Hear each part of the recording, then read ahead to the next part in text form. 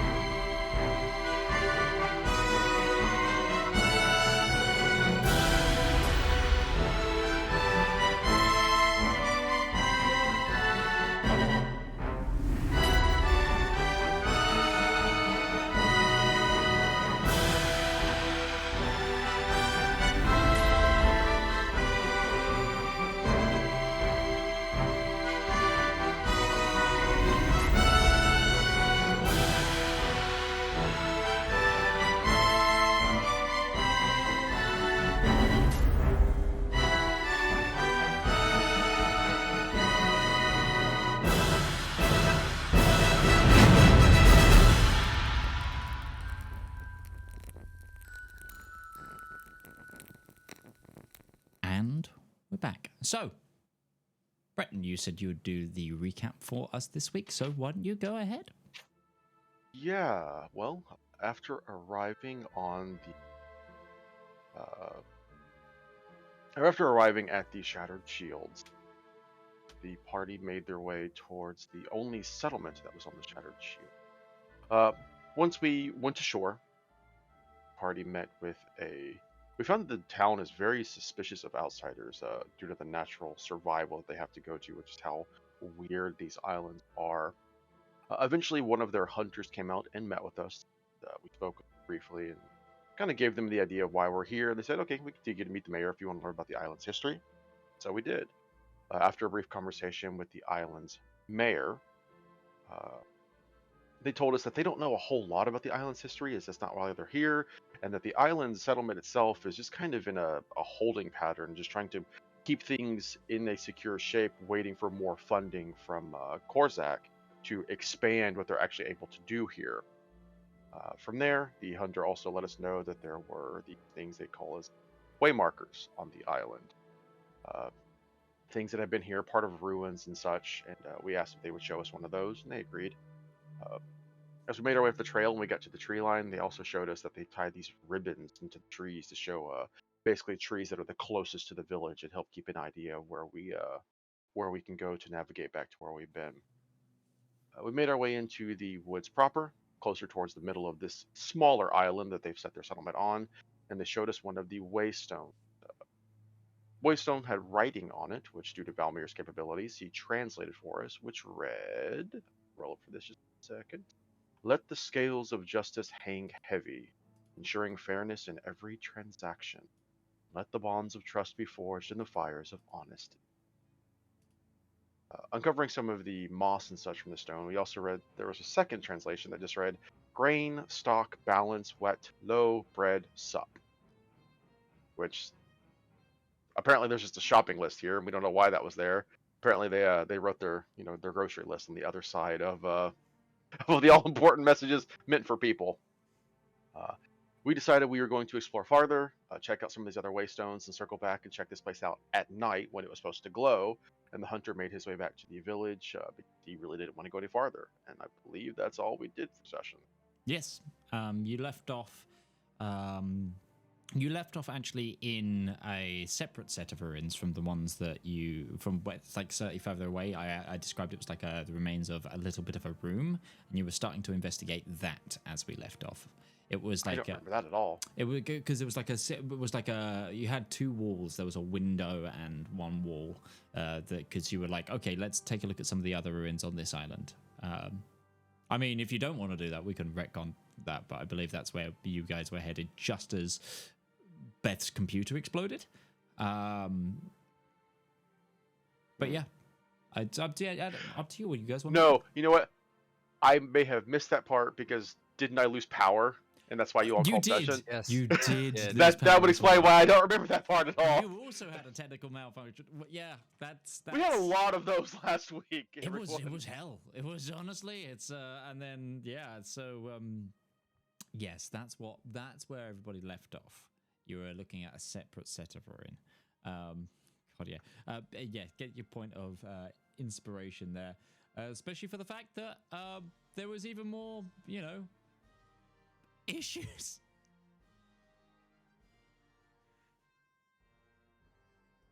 But yeah, so you left off kind of starting to look at some of the other ruins, and to go over that, because obviously chaos happened.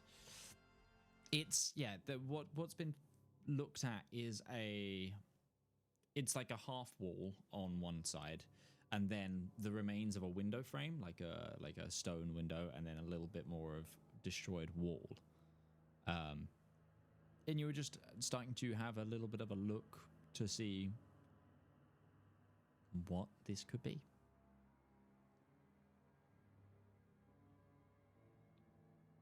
I think it's made out of stone. It's not bone, it's stone. Oh yeah, and the big bone stone conversation was a big one last week. I may have glossed over that one a little bit, and that may have been not done service to the conversation. If calcification goes on long enough, it's actually very hard to. Anyway, I'm not a dwarf. I wouldn't know that. I'm a human, and I know that. About how long does it look like these ruins have been here? They look to be of a similar construction as the Waystone. Mm-hmm. But I don't think any checks have been done, or history, or any full investigation or analysis of what this is has been done yet. Damn it, Breton. I'm a sorcerer, not an archaeologist. James would have been pretty useful in this situation.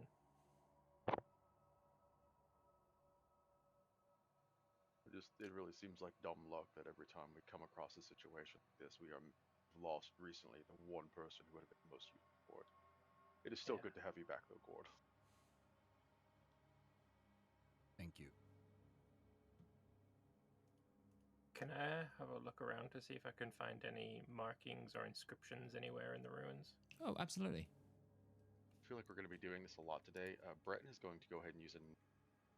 Actually, he hasn't used one yet, because some of these have been for... No, he's used one. That's right, I did use one. He's going to use a second Divine Sense. Okay. And he's going to see, are the ruins consecrated like the Waystone, or is this area just been completely overtaken and desecrated? Desecrated. It's very clear though now, because you've gone slightly further towards the. This isn't too far from the Waystone. You can actually this particular ruin you can actually see the Waystone from, but it's far enough out of its cleansed circle that you're back into sort of desecrated land. Easy enough to confirm that the woods will grow over the area is not consecrated, so all of this is just desecrated. What would I need to roll for searching for markings and inscriptions. Investigation, please. Give me a good old searcheroo. 19. 19. There aren't any, like, there's no writing on these parts of the walls. There's, onto one of the bricks, there's, like, tool markings. Like, it's possibly where, like, the masonry took place. Like, you can see that, like, some of this is, like, worked on. And also, you also see some tool marks that are fresher, where someone seems to have tried to chip something off. But as you move around, you actually move aside some of the brush and the overgrowth, and you actually see that there's a stone floor to this area that you're in, as well, like under about 1 foot of the dirt. It's pretty deep.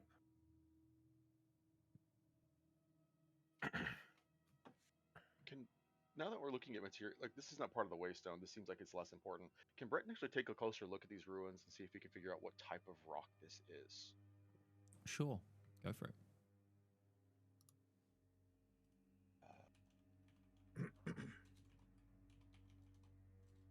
He's got a history of, he knows how to smith. He was trained to smith as a young boy, so he probably has a good idea about materials, metals, and such. That's a what would you want for that? Give me an intelligence check, but because of your background, I'll allow you to add your proficiency to it. I'll roll history, because history is proficiency plus intelligence. That works fine. 24.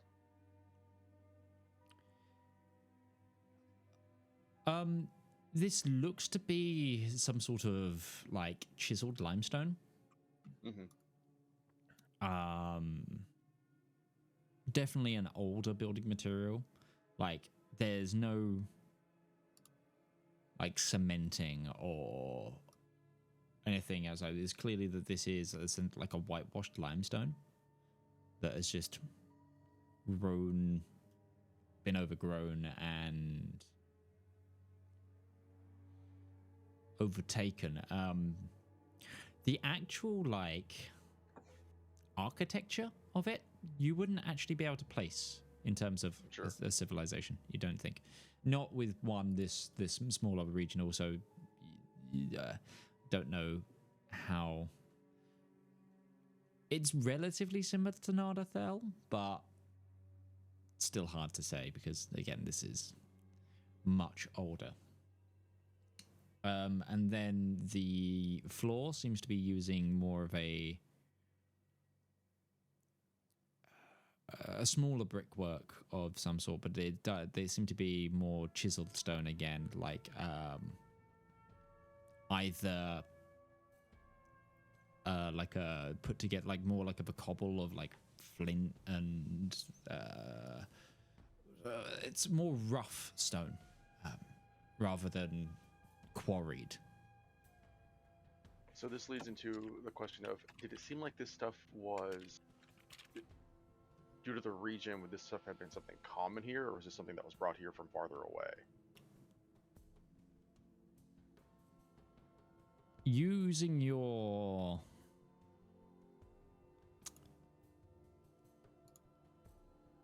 understanding of how construction roughly works, whether this is from lands that have since been lost since the islands became islands, or you don't know, but most likely looking around, if they came from anywhere, they came from the island with the mountains or the volcano. But also climate-wise, everything, it's most likely imported in some way. Sure. There is a method to my madness, guys. I'm not just asking this for the sheer curiosity, I promise. No, I understand.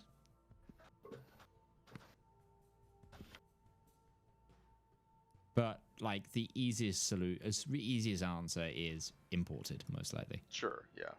Brought from somewhere else for this, and then... Yeah. Okay. Yeah, absolutely. Okay. I think we've really got a couple of options here, right? We could find more waystones, see if there's anything more pointed that I can translate from them, or maybe we go to the beach that scared Ruby, because that seems like, you know, if someone's put a mystical, like, keep out sign on the front porch, it seems like that might be where something important is, and we're here for something important. This whole area feels like that. Yeah, as I know, this is something that kind of all of you. It's hard to say because paladins don't feel fear, but the sense of unease is definitely permeating around these islands. In the same way that paladins, like, if there is a sense of like demons nearby, you smell sulfur. There is that about it. The echoes of what happened here are so profound that they have literally scarred the ether. No, the desecration could do with that, but there's things living in the woods. Can't rule, and we cannot rule out that it's the physical thing that's caused. Well, Do we still have that guide with us? he went back to town. The hunter went back to town. Sure, Okay. we are on our own. Also, you Not that were they just would be as much a help for. yeah. Also, just you as a reminder, you were told this is the waystone you were at is the only one on this island. We were also told they don't really know much about the other islands, and they're not really well versed in most of the things they dealt with, just because the nature of them. We are in uncharted territory. Correct. Making our way to the next island's a smart choice. If only because getting to the next island is going to give us more options to see stuff they haven't. Need a part of the bigger picture.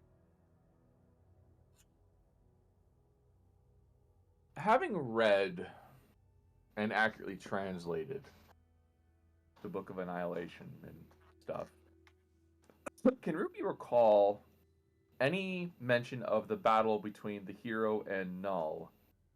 And did it describe any distinct geographic features that might have been in the region that might still remain today?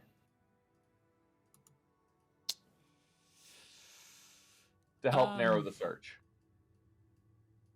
The book of Annihilation didn't contain the battle with Null.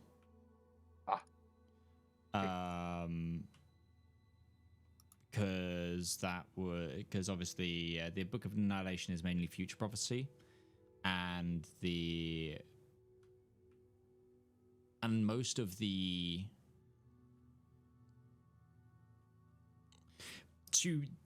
whole like holy work for the king that never was essentially starts from this battle.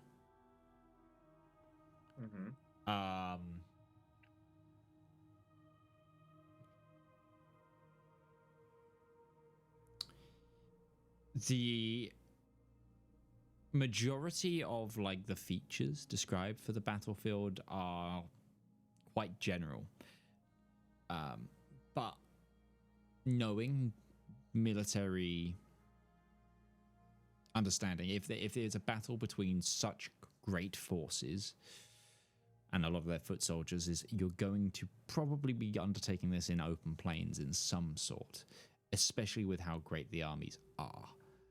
And the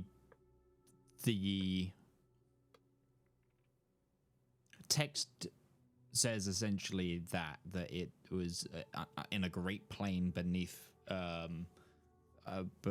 beneath a large mountain, and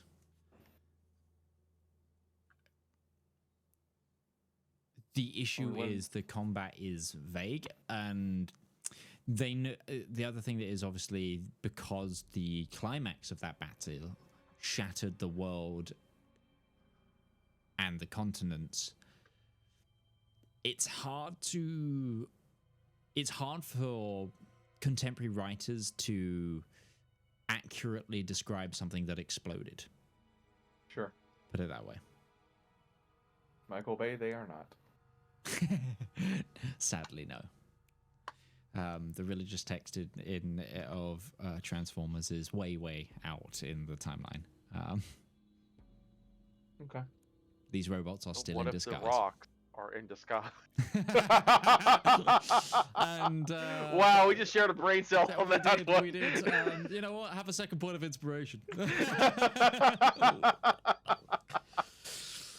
Oh, it was a bad pun that we both went to make. New inspiration system. Make the DM laugh. Honestly, That's always been the it's always inspiration been- system. It is for me. There's always been things there. If you come up with great ideas, I do boon you. You can boon me anytime. Oh my. Okay, I see the energy we're giving tonight, friends. All right. I'm Morning. sick. Leave me alone. The tiefling. Okay. No, it's just We are the sexiest race.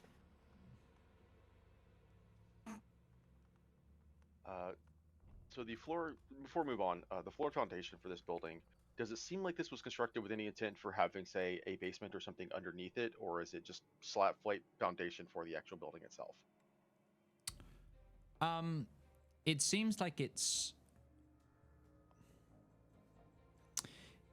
It seems like it would be solid foundation for the building itself, and for this building to be able to keep a lot of things like it's.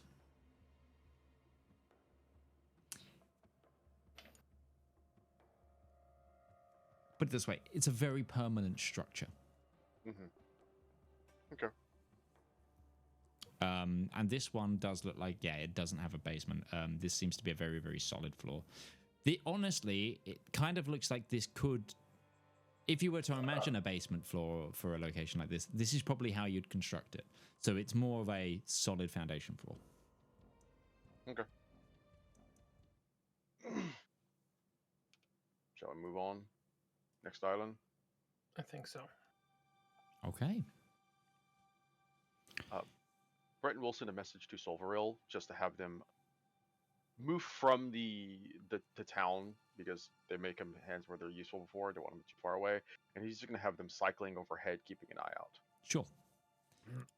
Kettle, with her keen mind, points you in the cardinal direction opposite to town so that you can travel out, and it takes you 15 minutes of careful movement before you reach a shoreline. And before you, in the distance, various islands.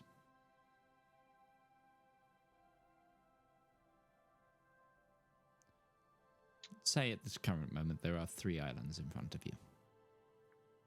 One of which was the one we originally arrived at, I believe. Or at least the one that Ruby and Baron explored. Sorry, Ruby and Breton explored. That would be probably a little further than the ones directly in front of you.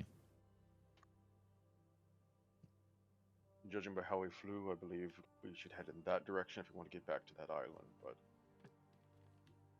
if we just want to make a straight line, cross the islands towards it, it's a start. I'm with you.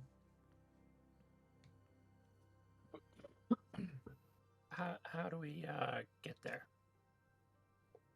How far is the gap between islands? The closest is probably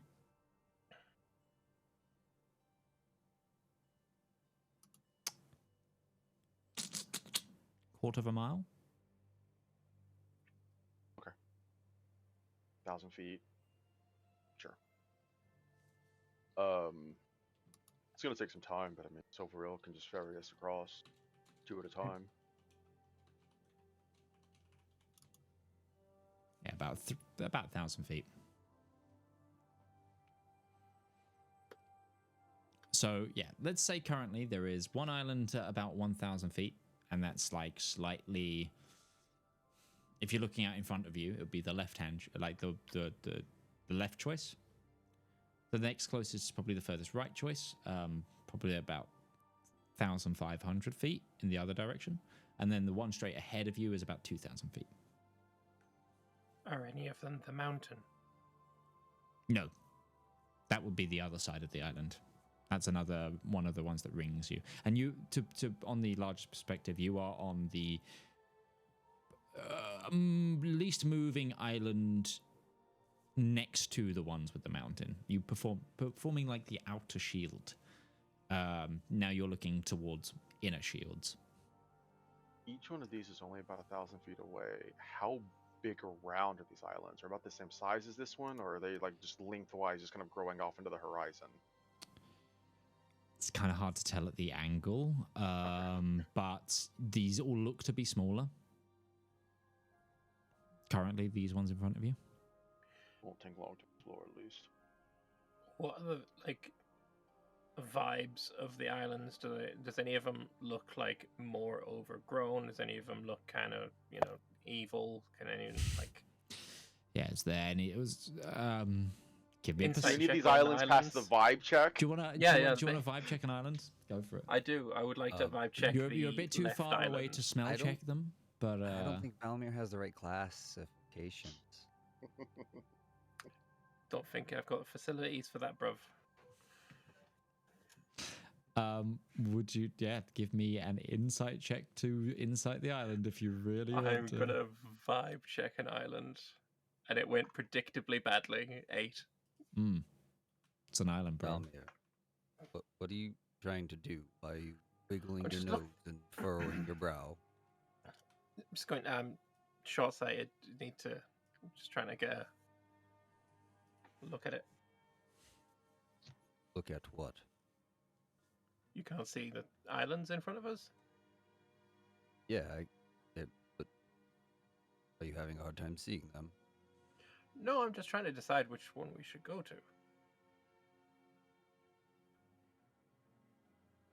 Flip I a don't have coin. any 3-sided coins.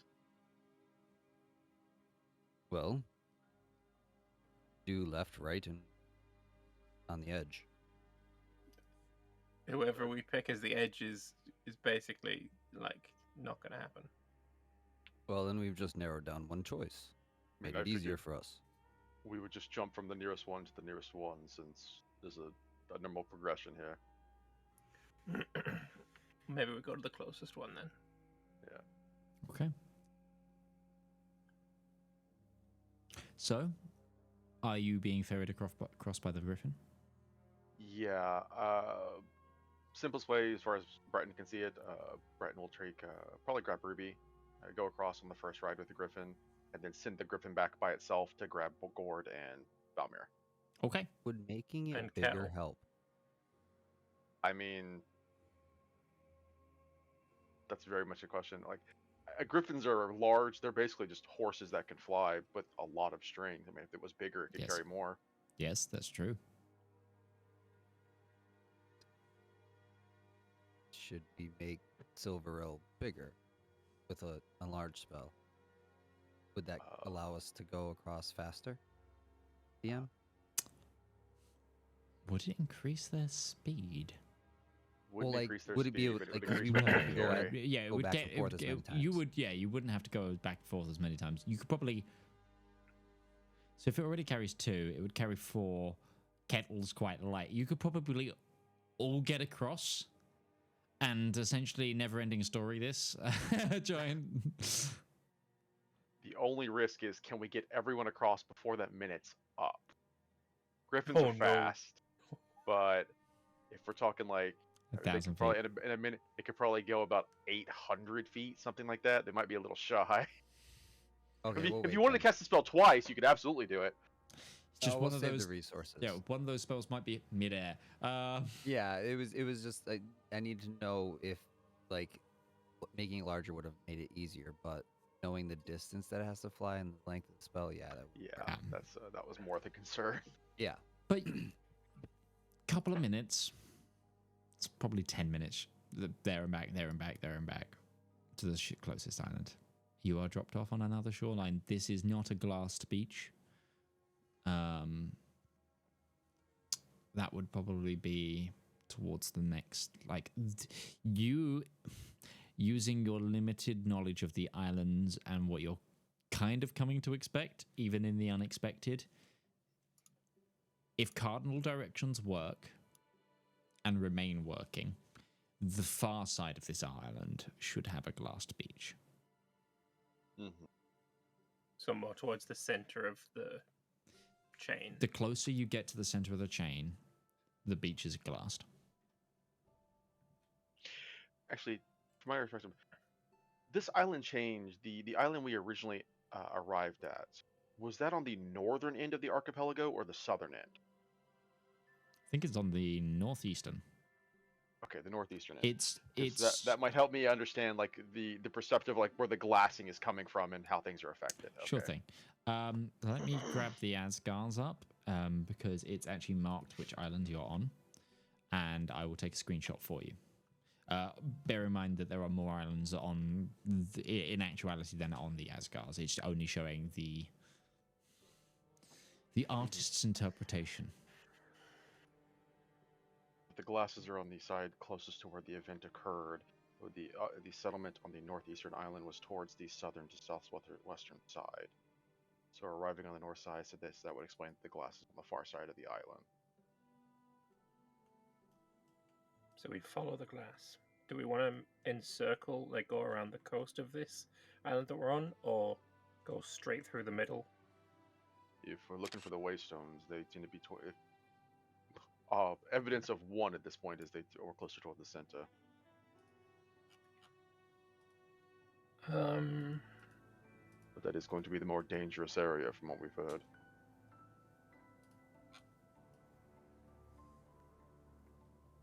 How big across does it seem this island is? You can't see from here. You're on a beach. From when we were on in the air, could we see the other side of the island, though? How high were you going?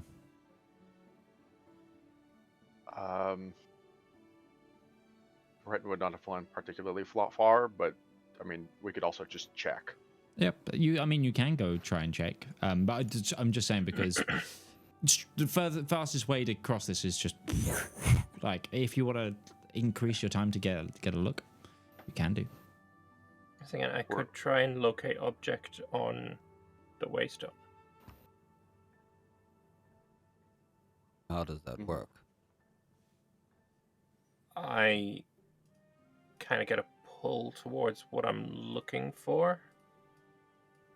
But I can't do it for, like, if it's super far away, then...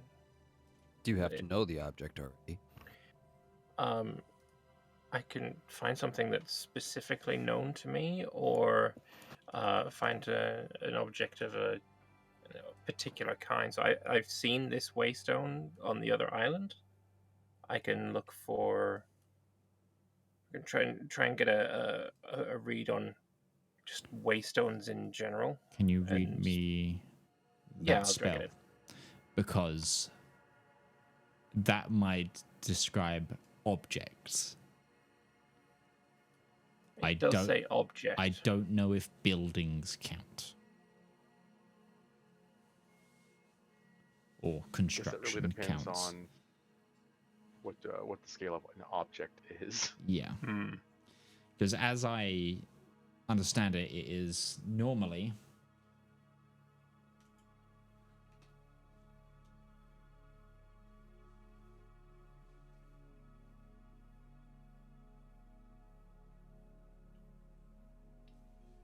the spell can find certain kinds of apparel, jewelry, furniture, tools, or weapons.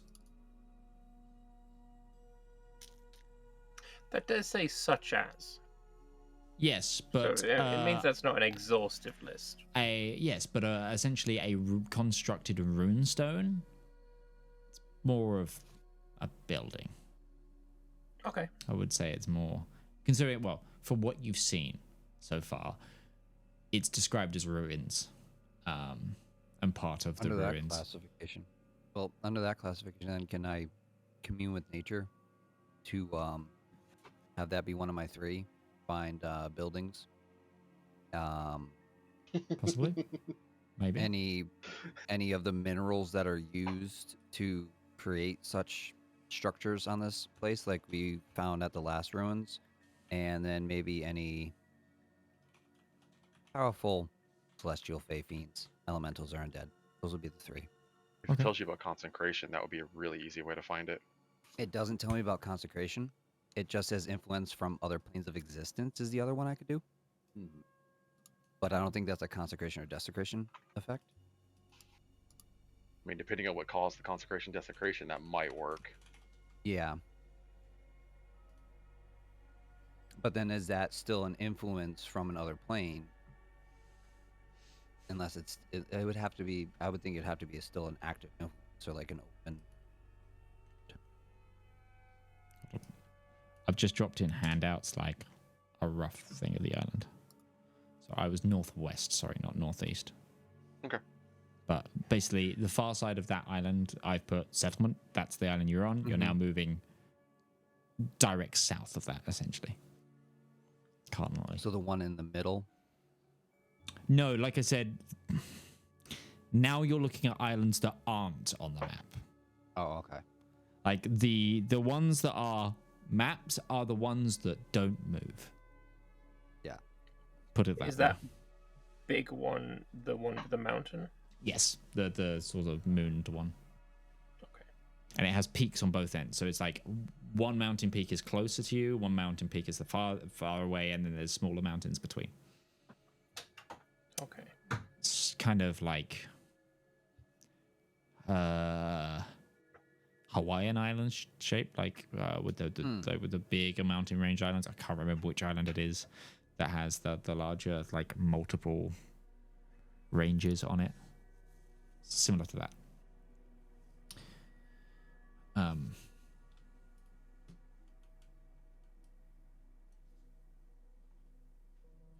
So underneath the ritual of that spell, do I find any of those waystones or ruins on this? You can definitely sense quite a few of island with the ruins with a similar construction. Like the building material seems to be pretty uniform from whatever was being built here. So you're sensing a lot of that spattered around the island.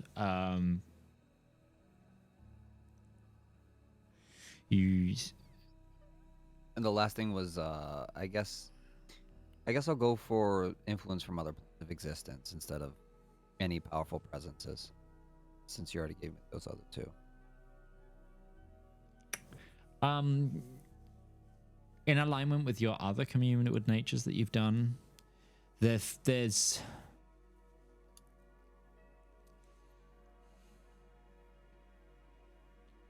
that same energy kind of permeating. yes, still, consistently. It's pretty consistent. The thing is, it's all very chaotic. The easiest way to describe it is, I think I described it before as like you are at the eye of a hurricane.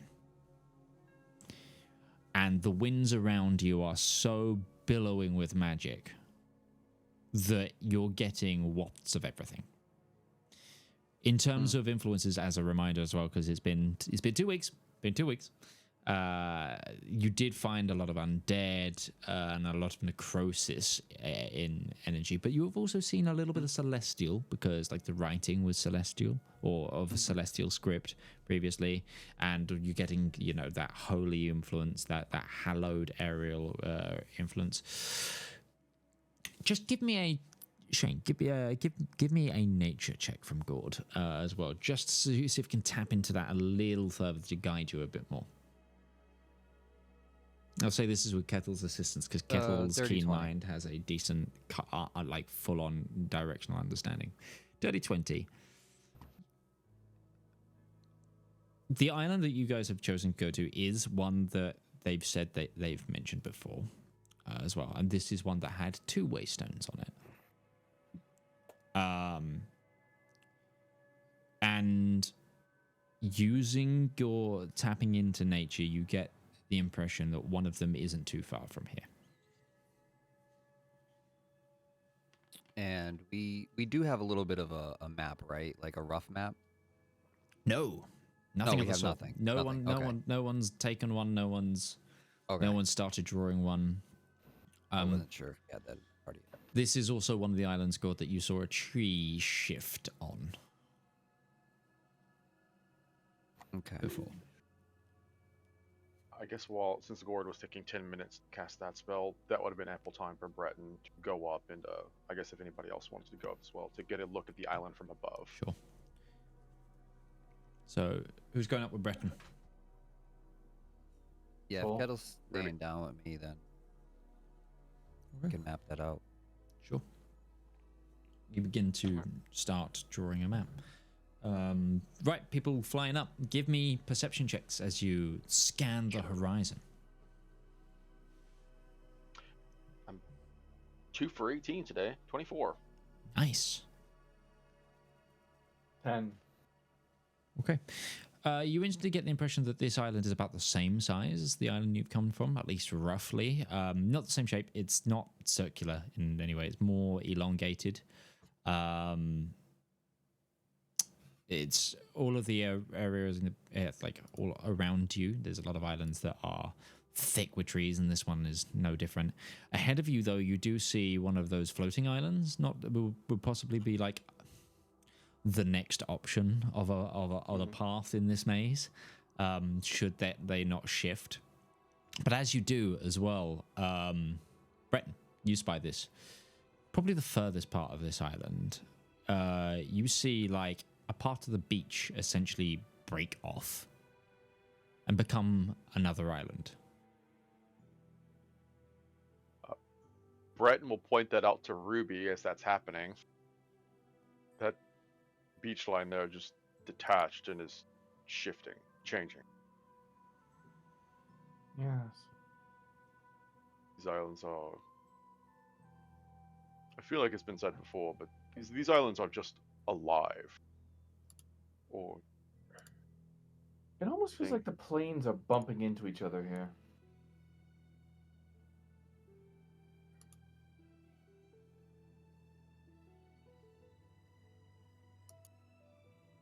with that 24, does Breton also spot any sections on this island where the tree, well, there's like, say, circles of plant foliage that just isn't growing in, holes in it? Oh, in the canopy? Yes. Yes. You see two. One relatively close to probably like 10 minutes walk max through the brush. Another slightly further on, but both are still very far from the part of the island that broke off. Sure.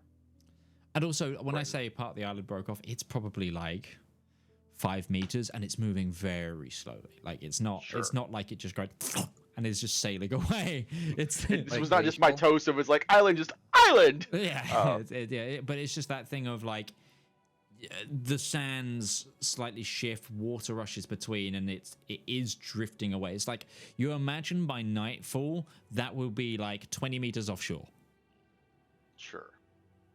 So, Breton will try and key where the 2 spots in the canopy where he believes the 2 waystones are, and he'll go back to Okay. You all regroup. he'll lay out the schematics and relay what he said. Yes, island's about as big as the first one. Portion of it actually broke off on the northern end, started drifting away. 2 spots where the forest wasn't overgrown. Presumably that's what some more of the waystones are.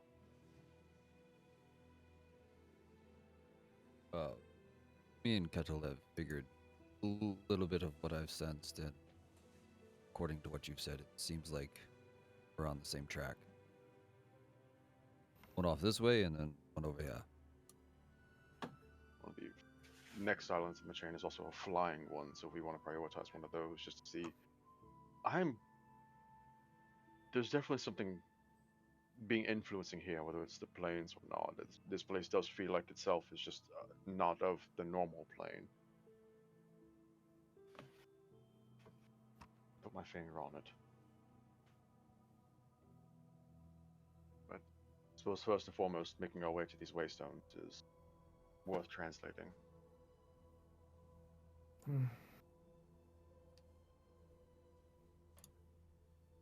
Not wasting any time then. Sorry, I realized I didn't have any dice. It was a bit of a problem for me. No, I had no, you don't need them. You don't need them. I don't. Pretend, Okay. No, pretend Yeah, you the just roll islands one. are 100% safe. No encounters here. Absolutely. Okay, so you're going to try and make yourself way to the closest waypoint, or? Yes, for the Okay. next waystone. I was thinking it might be a little bit useless to try drawing a map, considering all the islands aren't exactly fixed in place. I mean, for us to track for the moment, while we're doing like a week worth of exploration, I think it'll help. You know, I've heard this device called an etch-a-sketch. That might be appropriate for trying to track the island's movements. So, I'm going to just keep redoing it. Just keep redrawing it every time it changes. Okay. Could the Waystones have been a way to track the movement of the islands? Say if somebody had some magic or some such to pinpoint the location of the Waystone specifically, then they could track the movement of the islands. And this one here, you said, is a elongated shape. Maybe it has two, so that it can also track the orientation of the island if it happens to move.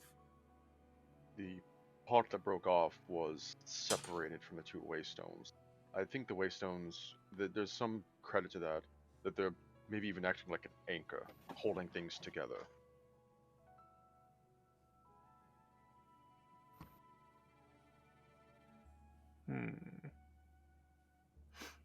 Yeah, maybe something to keep in mind as we look at hopefully whatever is inscribed on these two waystones. I guess we'll start having a bit of a traversal. Okay. Whoever's helming the group forward, please give me a survival check.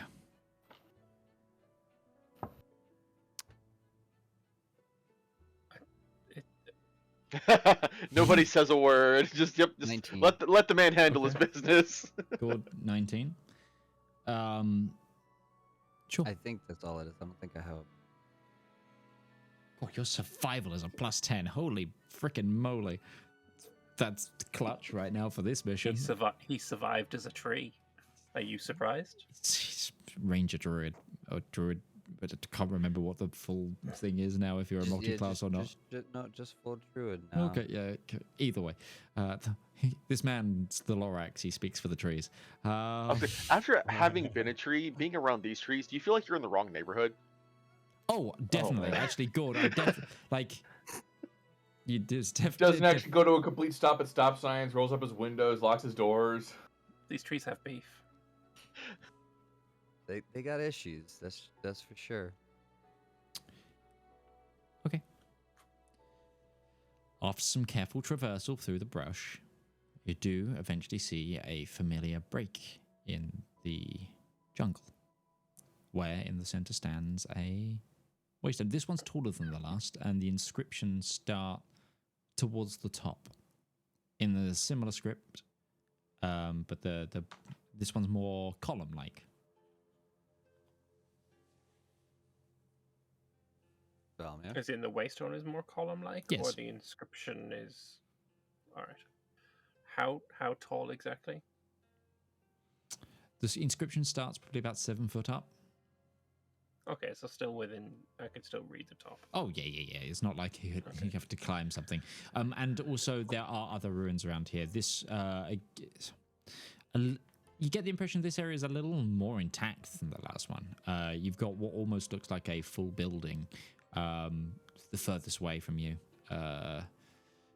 And in terms of, like, there is at least one story and then the starts of a second story. There's also, like, other collections of rubble and piles and other shapes just dotted around the sort of surrounding the hallowed area. I would like to read it, please. Sure. This one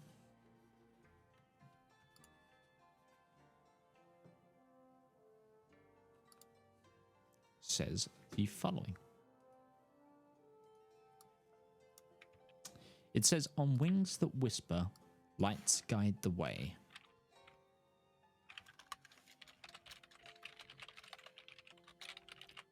Good souls inspire a pleasant day.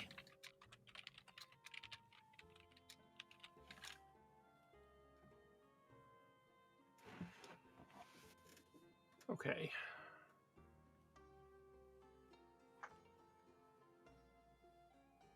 Interesting that it rhymed even in common.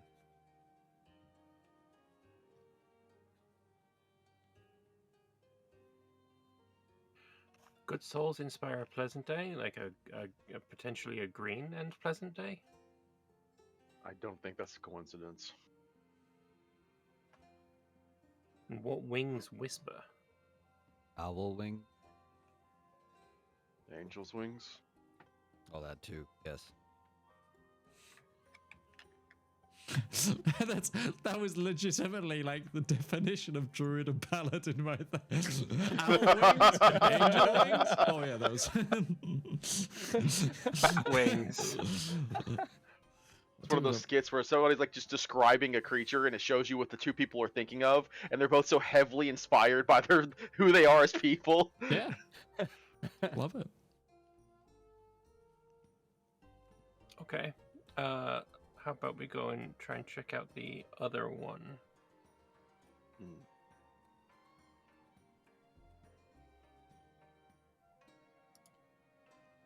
Maybe there'll be some kind of click when we've seen enough of them.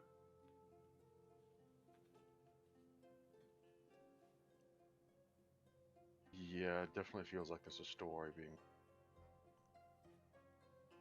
Depending on how many islands are here, how many waystones, that's a lot of story.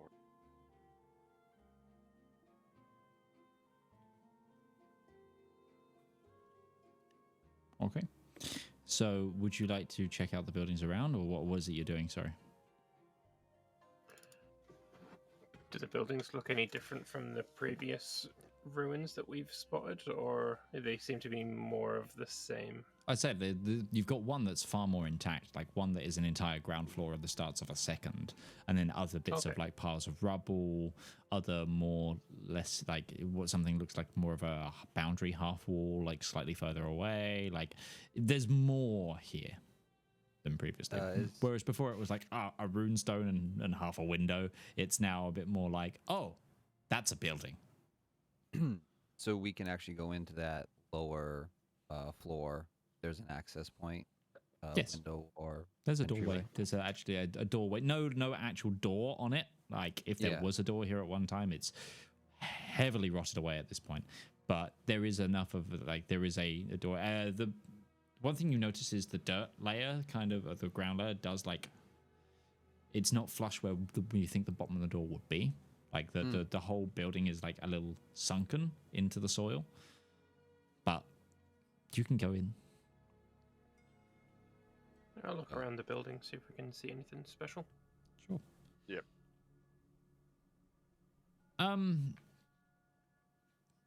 It's not empty.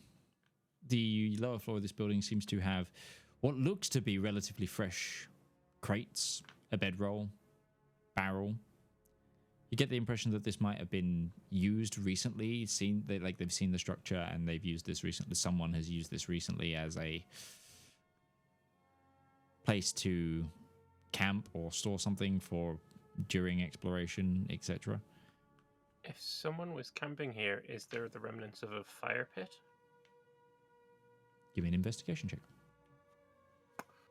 Oakley dokley. Going to be a lot of those this episode. I can feel it. 16. Yes, but not like fresh.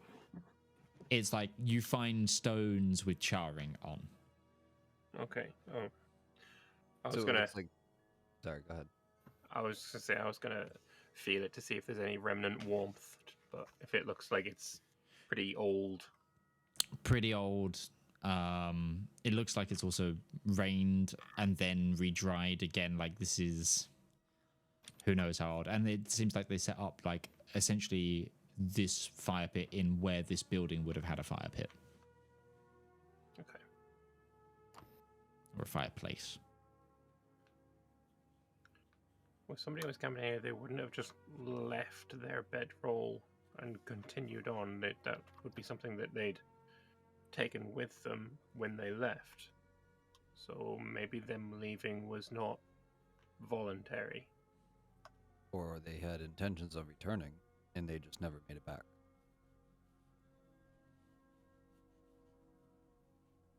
No signs of a struggle, it looks like, huh? No. Yeah. They did say that people have tried to explore this and have gone missing, right?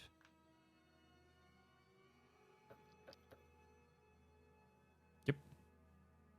You have also been told that some of the islanders have been to this island. Like, this is essentially as far as they ever got. Bar, like, one other location, which is when the professor found that tablet thing. Artifact. Yeah.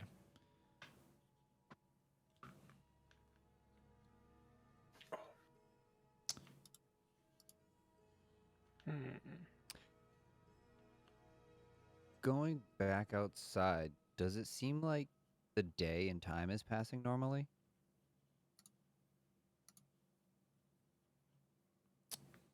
Like, does it feel like there's a natural flow to the day and the day cycle right now? Give me a perception check. You guys have been gone for 12 years. 23. Currently, yes. Okay.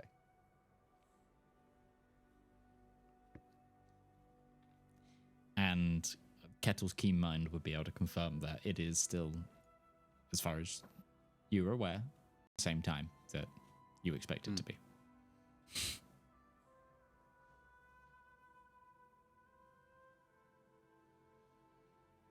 Well, if we want to check out these ruins as we make our way along, it might be worth it to check that each one seem to gravitate towards the waystones just like most other things are.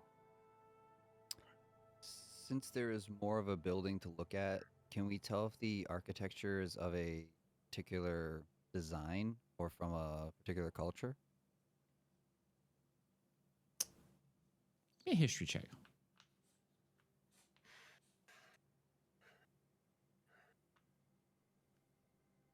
That's a solid 4. Looks like a building. Solid stonework. There was a. So the bottom floor here was intact. There was a second floor somewhat intact. Is there a way to the second floor? Yes, there's a stone staircase that you can go up and kind of go towards the platform. Breton will check it just to see it, if there's anything up there that they may have missed as well. You go up there. There's actually what seems to be a second bedroll on the platform bit, and on like the remnants of a window frame, there is like what seems to be like a metal oil lantern, unlit. Tiny bit of oil in it, like that's left like on the side there. It's just someone set up a bedding area sort of thing. The building gives you a relatively good look around, like a elevated position to look over the open area in front of you, where with the waystone in the center. And you notice actually now that there's a slightly more ruins around, is that everything always seems to center around these waypoints, circularly almost. Like it's in the center of a clearing, and then the ruins are kind of, yes, there's like some ruins in where the waystone area is, but most of the ruins are like gravitated around slightly more.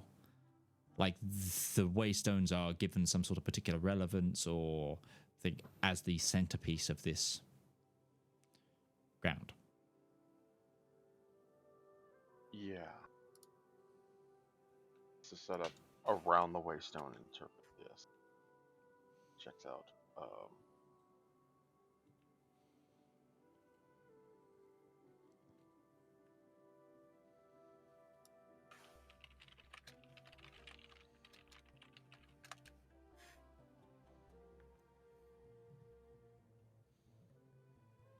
Well, um, we want to look through the other ruins as well. I'm not sure how much is going to have survived them as we move farther along, but I mean, it's worth our time to check every single one of them. At least just look them over. Yeah.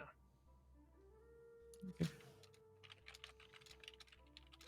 Is there anything in particular that you're all looking for, like from your investigations?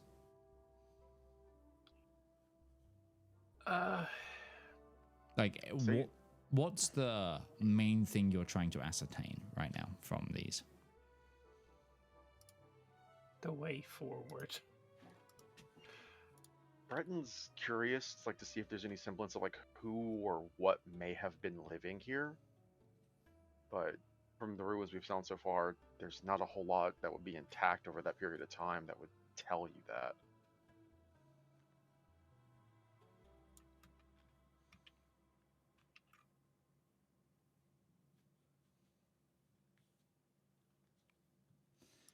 Okay. I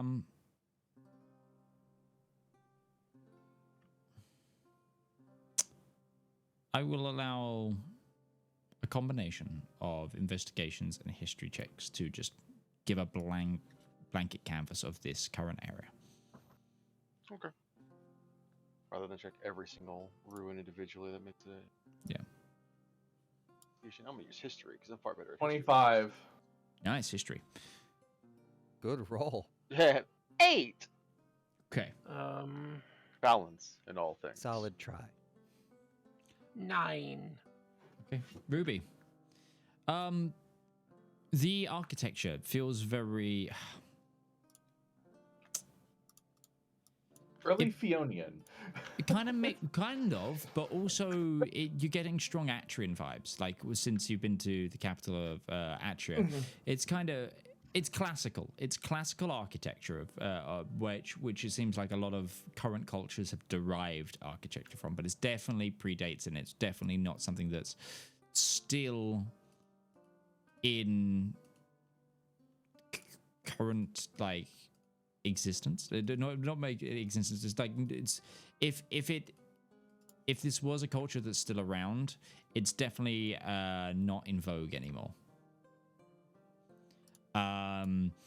The thing that you're getting as well is that it seems like currently this is residential from the like the shape and structure of the building.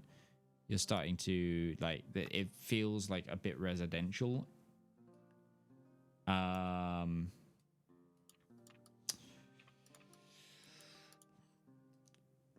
Because like the building itself or what's left of it isn't big enough to be a storehouse or anything of the sort there. And it also seems like as you move some of the leaf litter and detritus aside from the jungle, you do see what seem to be like paving slabs. Mm-hmm. It's a house. Or at least a very old one. Fionian influences, Atrian influences. Probably from a time when everything was still whole. But nothing what we're looking for.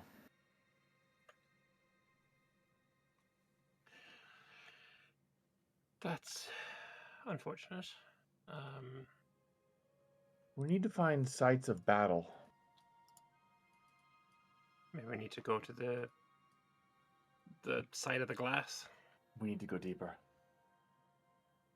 Yeah. Still think looking at the waystones might help paint us a picture of it, but it definitely needs to be farther in towards the epicenter. The waystones will probably give us a good idea of what happened. I agree. Or at least they may paint us the best picture of. Because if these were created after the event occurred, then they are probably the most accurate and I guess say most recent in terms of recent after the event of edicts being written about what occurred and the intentions afterward. I agree. Yeah.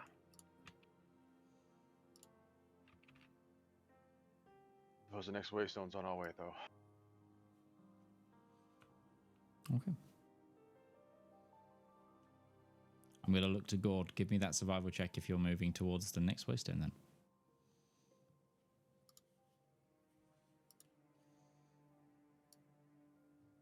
Not so good. 13.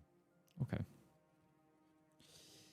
The brush gets heavy between these two. There's nothing that really stops you right now. But again, the island is very bare of wildlife. At least this one is. And it takes some cutting down like bushes or cutting through bushes, etc., to actually make your way to the next waystone clearing. And with this one,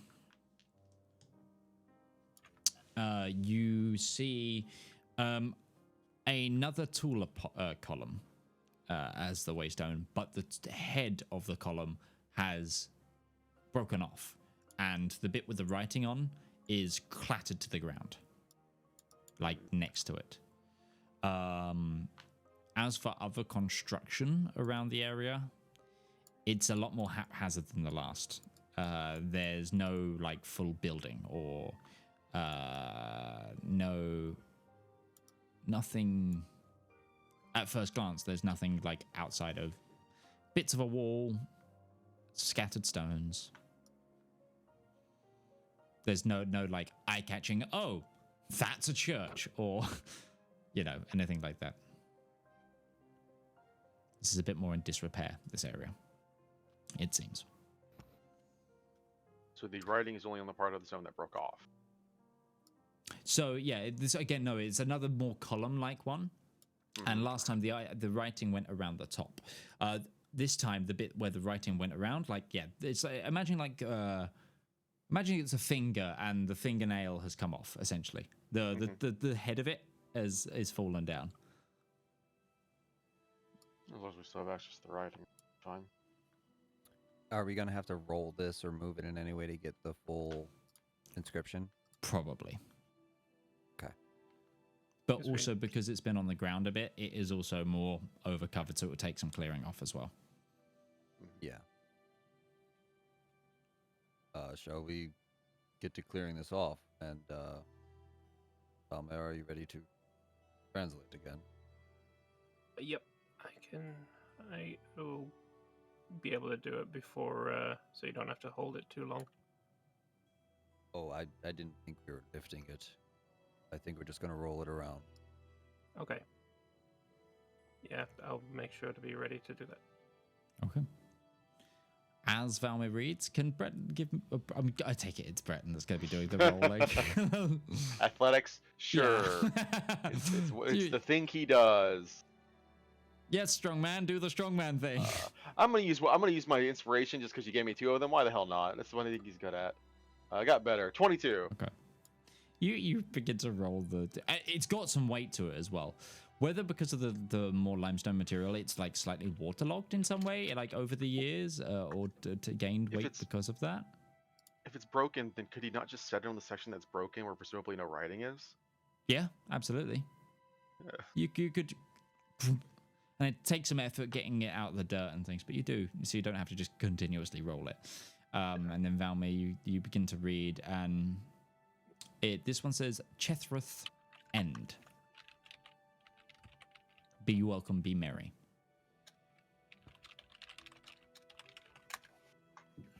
Chethruth. I don't suppose that rings a bell to anyone. Not to I.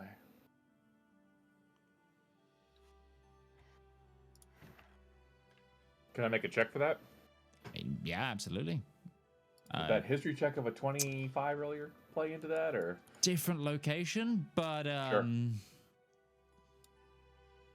I'll make this too, and I'm asking, does it seem like with the way this nomenclature is 30-20. written? I mean, Let Breton continue, and then I'll... I was gonna say, the way Chethruth Inn, with that's written, does it seem like the nomenclature is this declaring this is the town Chethruth Inn, or this little settlement around this waystone is Chethruth Inn? Ruby, you don't recognize the name at all from history. There's not a log of it. But Breton, your deductions could possibly right. It could be a local marker of this is Chethruth's End. Sin. I apologize. I heard end. Oh, it's Chethruth's, plural, end. Chethruth's. Chethruth's. It's a End. lot of Okay. Chethruth's. Chethruth's end. It's plural. With- You had it right. with- You just need to make it plural. Yeah. Yes. With an apostrophe. Fuck it. There's no Apostrophe apostrophe. bucket? There's no apostrophe, but you don't know if apostrophes exist in this language. But in an using English, maybe. I believe this is where Chethruth met his end. Or her end. With the writing that says "Be welcome, be merry," it sounds like a welcome sign, identifier. Does this stone is broken like the other ones is? Does it seem like this stone, it may be impossible to tell, is more recent, historically speaking? Like, does it seem like it's been worn down less over time, or just natural erosion? I would say this break looks to have been a natural break of something like a fault line, strong winds, Sure. because the dirtied outside of the pole, like the column, is darker than where the side that's broken. Like the break side is cleaner stone. Mm-hmm. And the growth here is still pushed back as if this area was consecrated. Yes. So the stone was significant that way too. Okay. Worth noting.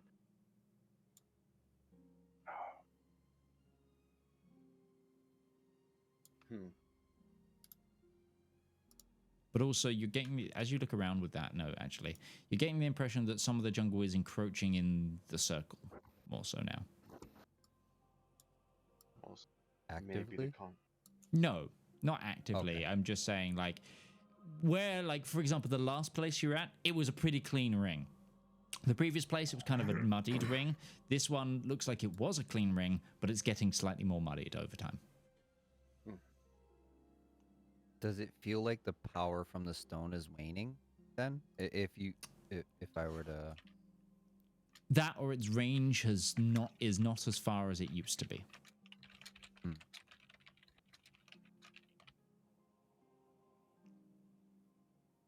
But it's still working because you're still getting that. And it's something you're all starting to notice when you're around these like these way markers, whatever if they're a pole, if they're what you found before, the more runestone-like thing. The dread of the world around you is numbed slightly. It's not like, it's more like, I could rest here. And then you step into the jungle, it's like, oh, this is horrible again. If the encroachment is taking place over time, you would have a far better eye for this than I would, Gourd. Why don't you look out beyond where the ruins are and see if the growth and how heavy it is shows like it's been increasing sequentially? Like at some point, it's been getting smaller and smaller over time, and at one point that maybe even more of the island was actually protected by these. Makes sense that if there was a settlement built around these waystones, at some point the waystones may have actually protected the entire settlement, not just the small rings around it. yes, Shall, would you be able to bury me into the air so I can get a better sight? If you think an airborne view would help, sure. I'm just thinking that if we are looking for rings of biomass and plant growth and how thick it is and concentrated, it would be thicker the further out it is on your theory. If it's been slowly growing in and closer over time, the plants wouldn't be as tall and as strong. Let's take a look. Okay. That's my theory. You fly out. Going off of And- what you're thinking. Gourd, give me a perception check. Perception. Let's go. 21. It's hard to say. There's definitely elements of that, but from what you understand or what you can see from above is this island is it's been a jungle for a long time, and there's been very, very little human interaction with said jungle. So outside of those blip markers of what you've seen before and what you can ascertain, it's hard to tell from like on a grander scope that, oh, we can now, you know, you can see that, oh yeah, this was essentially fully protected at one point. Yeah, like from waystone to waystone, there was, you know, a connected barrier. It's more like you can't see that because it's been so long and there's so much overgrowth in the center or wherever in between them that it's just undistinguishable. Yeah, it's undistinguishable, and it's also more a fact that it's more likely that the waystones themselves are last vestiges and the jungle is overwhelmingly natural, if not with huge magical influences. And this is just bits that have been holed out compared to that, if that makes sense. Mm-hmm. Coming back down to the ground, it seems like there might be some validity to that theory. Although it's been so long, I think there's just too much time to see it without being able to see into the past. Mhm. These waystones are definitely some type of protection for those who used to live here. And a shopping list.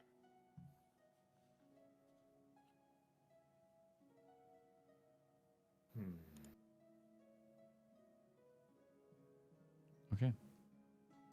I guess a bigger question is, what happened when the Waystones lose the power? The deconsecration. Jungle overruns everything.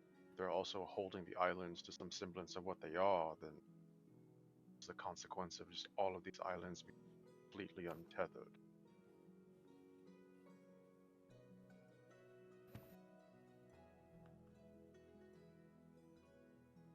Could grow or end up anywhere possible.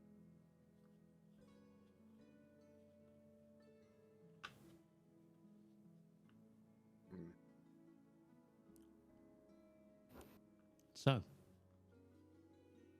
would you like to head to another beach? What time is it?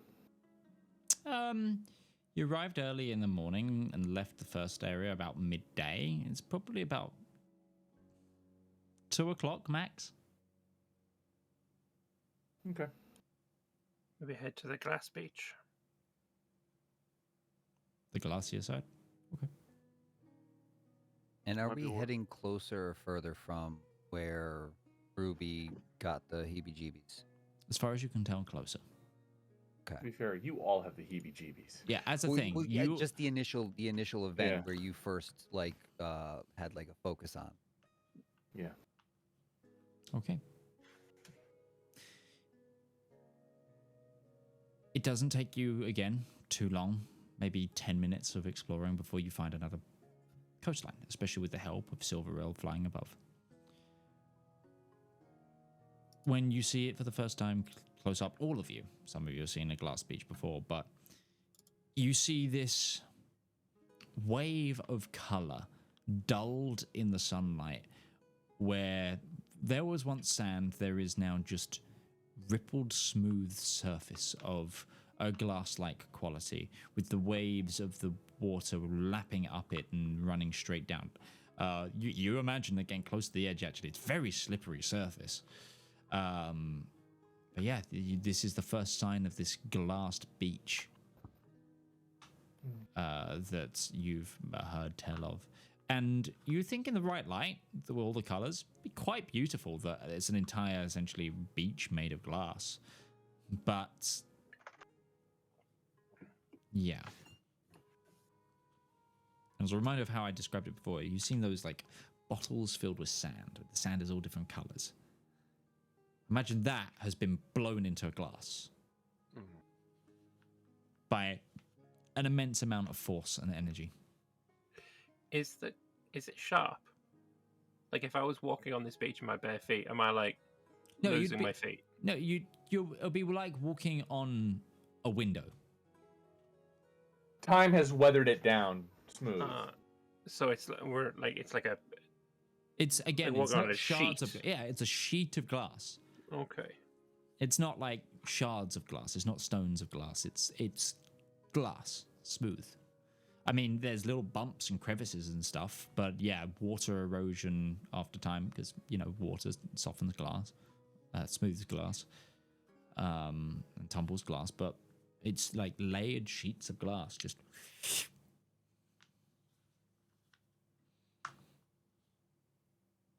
Can I pull out my glaive and try and see if I can like chip it, like stab into the ground? Okay. See what happens. Make an attack roll.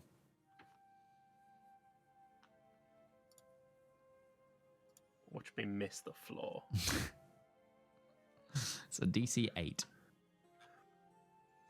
I can miss the floor. Yeah. In the same way you can miss a door. Oh, I don't know why it gave me advantage. I don't know why that happened. You're at disadvantage, apparently. Oh. Are you still down from the previous Oh, I'm fight? still down. I think I'm still dead, yeah. Well, I rolled either a 19 or a 20. So oh wait, no, a 16 or a 20. But you hit and ching, it kind of chips up. It's thick. It's thick glass, like. And it's also the thing is there's so much of it that it's cloudy and you can't actually see what's underneath it too far. It's like eventually, like if you cut all the way down, you could probably get to whatever sediment or layer when it turns back to soil or dirt or sand or whatever. But it's also too thick to tell right now. And you get a chink and a little. It doesn't like and crack like ice. Yeah, or I wasn't anything. wondering. It's just like. Imagine how horrifying it'd be if that did happen. So, have you seen like sculpting ice? Sure. Where it's like you get a divot and you get a carve and there's shavings and whatever, but it doesn't just and break like a window with a stone thrown at it. It's too thick for that. The inner geologist in me, which is not a very big part of me, it just absolutely wants to be like, Ruby, can you just disintegrate like a 10-foot by 10-foot section of this so we can just see 10 foot down to see what's going on down there? The answer is yes, I can, because I took that and replaced Sunbeam. The answer to that is, however, going to be, no, I'm not going to waste my 6th level spell slot for that. Maybe before we rest.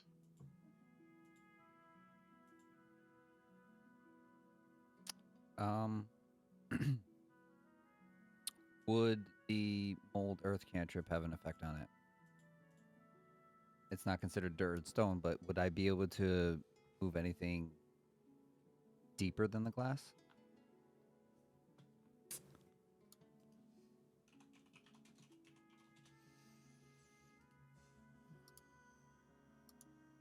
Oh, you said I can't see through it, so Yeah.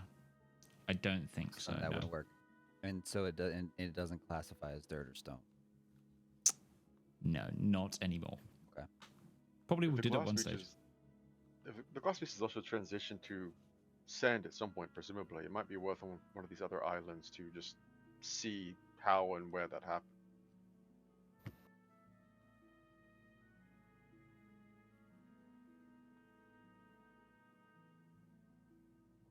Oh well. Next island. Next island. Okay. Arrayed in front of you is one island that's very close to another floating island.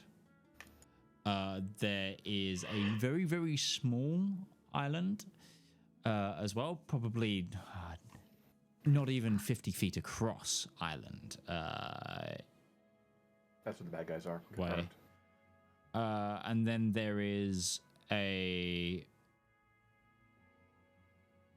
there's one island that's smaller than this one by the looks of it because you can actually see edge to edge with a floating island next to it. Then there's this tiny island in between those, and then there's another 2 islands, the size of which you're not sure. I wouldn't mind checking out one of the floating ones. See if there was what's so. Other than the fact that they're floating, what is special about them?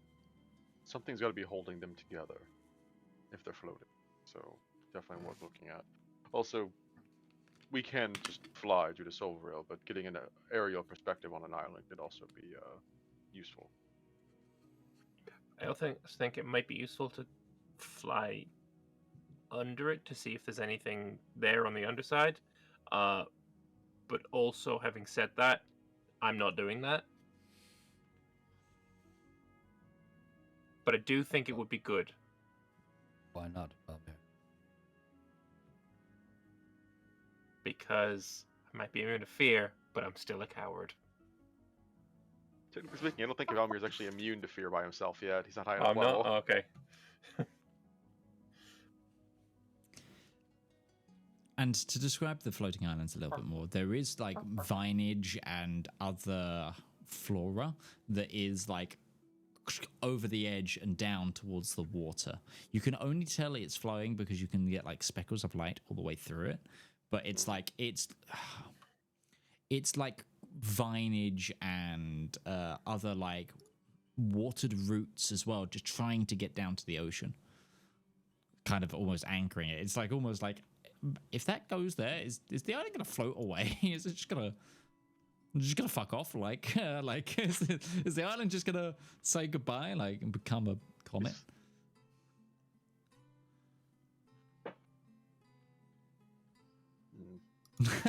I was going to ask you, is this where the guy got his island?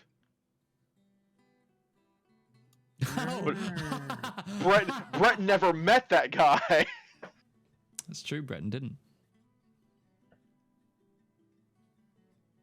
Next island. Okay. Next Move closer towards the flying island, but I don't think that was next in the chain. That was like next to the next in the chain. You described it. So you're going to the island that's closest to the floating Closer island. to the floating island, the yeah. floating island is almost like it. It's almost a moon, a satellite to this other end, is the way I'd describe it. I mean, that just makes me want to look at it more. Like, you're not. That's no moon. That's no moon. Yeah. Island station. Fully operational Death Star. Desert tensors floating desert island discs. Okay. So you do the silver rail trick. As you're flying over, somebody may feel free to make a perception check. Sure. Anybody, if you're paying attention. Anybody or everyone? It depends. Are you focused on getting to the island, or are you looking or using the time to look around? I'm not flying. I'll look around while I'm in the air. Sure. 20, 30. 30-20? To be fair, Silveril is smart enough that they can get us across. Breton's going to keep an eye out. Yeah. 10. This is more just Are to you aid sure? your investigation. Are you sure about that? 60. Okay. This is the first island where you're truly moving in. And as you're all crossing, Valymr, you pick up on this. The tree line ahead of you. It's like a bit miraged. Like it's like you're seeing the darkness of trees, and then there's almost like 2 layers of tree in side shifts.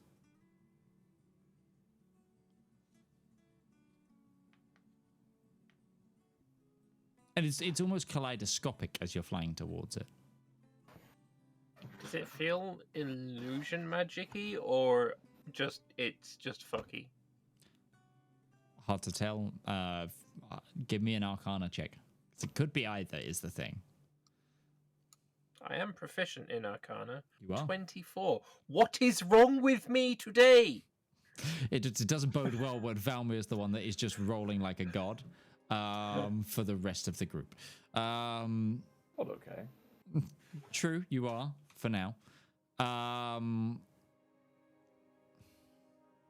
That's because combat hasn't started. If we get into combat, straight Nat ones dead. all day. You're Yeah. just gonna get absolutely. I'm already murdered. dead, apparently.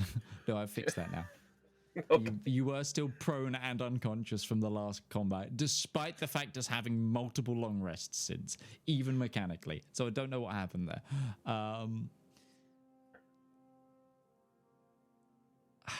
It's hard to tell without seeing a source of magic or a cast, if it is magic or like using a detect magic, etc. But it could be illusory. But at the same time, it's been reported that people have physically seen the island split off and move here, and it doesn't seem to be an illusion. So it also could be that, like shark's teeth, the trees of this island are slowly moving around. Shark's teeth do that? Yeah, they've got multiple rows of teeth and they can move them. Pretty sure that's a thing, right? I know they can replace them. Can't they like lose and they like sort of almost chain forward? Isn't that a thing with sharks? I know they constantly regrow them, yeah. Yeah. I don't know about them shifting around. Anyway. I don't know Either- enough about either- sharks to say I yes am or no. not a Either biologist. your lore is a lot deeper than ours, or we I've made something Baseless as can be. I've made something more horrifying about sharks with like chainsaw teeth. Elendor's sharks. I don't like the fucking water, and now I don't like it even more. Yeah, chainsaw shark teeth. I'm probably completely wrong. Anyway, it's why it's chainsaw teeth, like a very very slow motoring chainsaw, like. But it's like centimeters every minute. But the next row of tree, like 3 rows of trees back, is just like, oh, those might be moving. Now I'm thinking like the old films, 2D films with perspective shift. That's a really good way of putting it. But you will arrive on the beach. Is this beach glass or no? Yes, this one is. Anything different about this one to the one we just left, or no? Make an investigation check.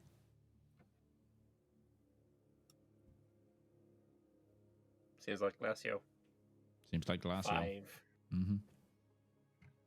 Yep.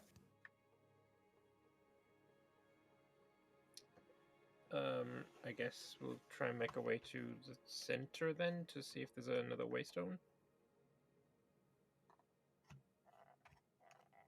Or are you heading towards? So Okay, yeah, couple minutes.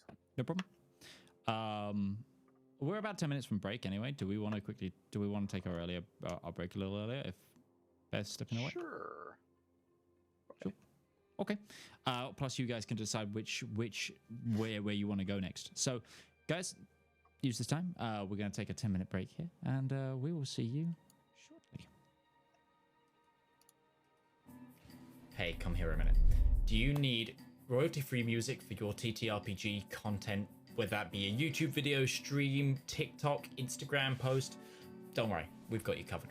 My name's Alex. I've been a content creator for almost a decade now, and I've teamed up with my good friend Harry to produce 10 royalty-free songs for you to use in your content completely for free. We've tried to make a whole range of motifs with this album, covering happy music to sad music, to mystery music to combat music.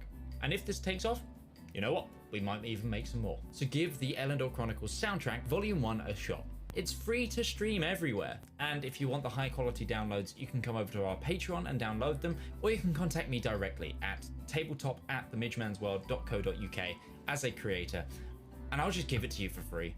That's it, there's no catch, and just to prove it, we've also given you guys a user license agreement to prove that you have the complete perpetual rights to use this content. So enjoy it, and good luck on your next adventure.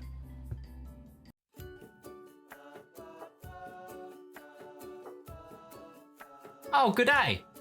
I'm Martin Sanderson, and I'm the CEO of Avari Military Solutions.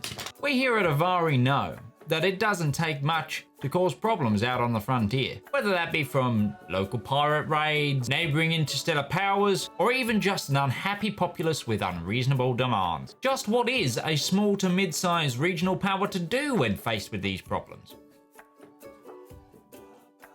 You look to Avari for your solutions. With open-ended contracts, well-trained personnel, state-of-the-art aerospace forces, and competitive rates, we stand ready to help find the right solution to your problem. So if you have a problem, why not call Avari for your solution? Our operators are waiting to take your call, and consultations are free of charge. Avari Military Solutions, a solution for your problem. Avari Military Solutions is not licensed to operate within the Kark and Dre Baronies, the Andes Corps, or any Class A combat zones. AMS is a subsidiary of Omni Radiance Holdings, a family company.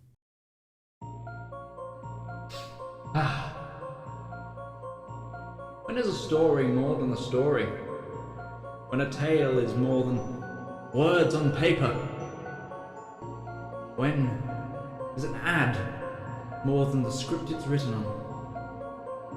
In the darkest and deepest annals of our own history, worlds of wonder and splendor burst through like a blister made of hope from the brain that's wrestled and riddled with madness.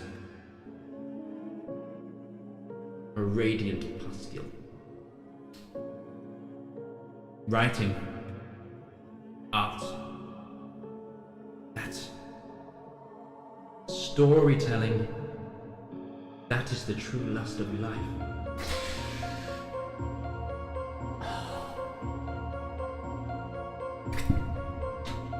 You too can dutifully indulge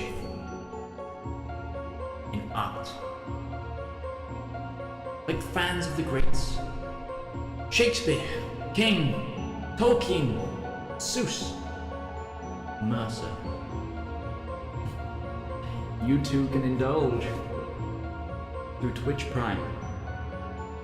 Get an extended access to a wealth of knowledge with a simple click, an emotion so small that it could endlessly amount possibilities.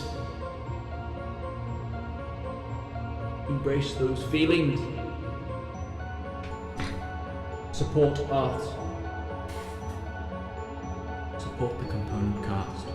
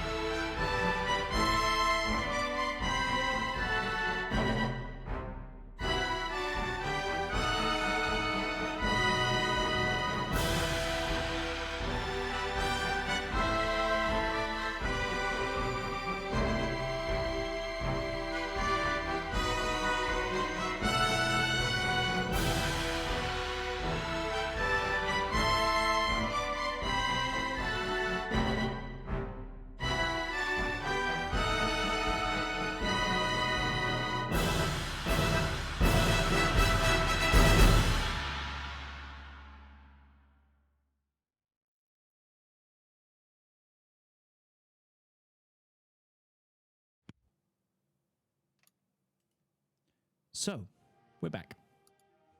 So, you guys want to find a waystone before you head to the floating island, or would you like to follow the coast around to the floating island? I think Waystone makes most sense. We set a standard. Let's stick to it. Okay. Yeah. Because we're not going to come back to this island once we've left it, so... Also, Gourd isn't here right now to take the survival check. Would anyone else like to take a survival check as they go into this island this time? You don't want me to do it. I'm not very wisdomous. If not, we can wait. No, I think you're very wisdomous. That's the problem. If not, we can wait for him to return to do the roll. Or actually, no, someone can Okay. roll for him because it's at a +10. I've been rolling like fucking fire. Natural 20 plus 10. Gourd is on Wow. fire. Wow. Wow. Wow. Okay. Wow. So I don't know what you've done with. Is this because you're sick, Lambert? Is like the world taking pity on you? Is it? Fuck it, Maybe I'll the take it. keto diet's giving you new powers. All your bad luck is coming out in food sweats. Anyway, okay, awesome. Yeah, you find this waystone, no problem. Gordon very instantaneously as well notes the shifting trees. And it is, the trees are full on shifting this time around. They are almost Like Ent-like? no, more like the roots are dragging them through the earth. Interesting. Very, very slowly. And the earth is moving with them as well. You avoid going in the direct path of this. If we need to backtrack to investigate that properly, that's beyond all doubt. But it's actually not too far to a waystone point in here. And because essentially once you get past the shifting trees, the trees also seem to be heavily avoiding this area. But once you go around them and maneuver yourselves, get slightly use the beach, find a gap, you do see one. And this area has it's not a same shape waystone as you've seen before. This one seems to be like 2 columns and like a beam, almost like those Japanese archways that they have at like temples and Shinto shrines? Yes, exactly those. It's kind of that, but more like it's 2 columns holding up a beam. But it's like that sort of shape. It's not made of wood. It's not thing. It's still the stone construction. And then the writing is on the top beam, on one on each side. Kind of rings it. Can I read it, please? Sure. No.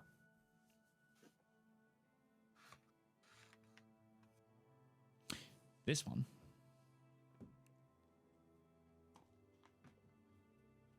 Says the thing you're looking for is on that island over there.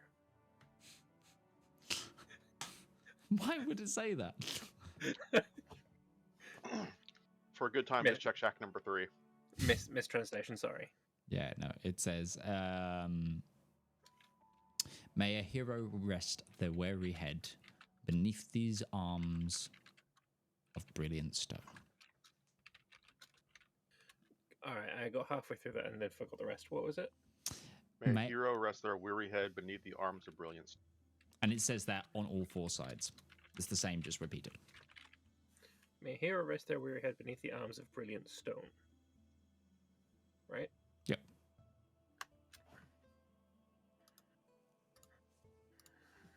Breton is just going to listen to that for a second and just... I'm just going to throw it out there. Do we want to sleep here?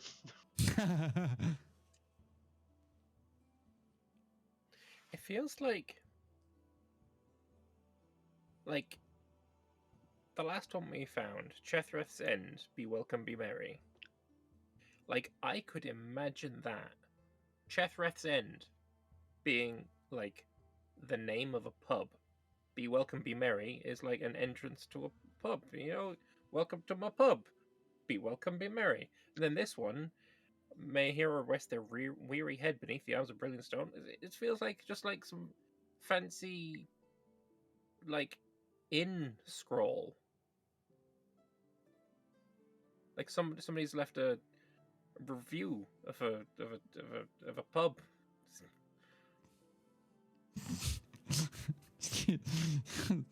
This is just freaking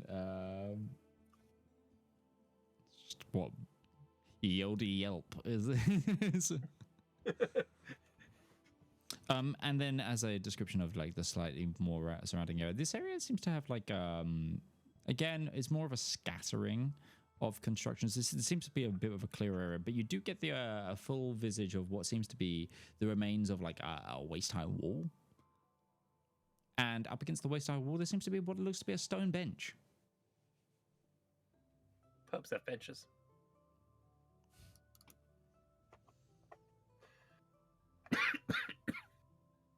Shall we go sit down and ponder for a moment?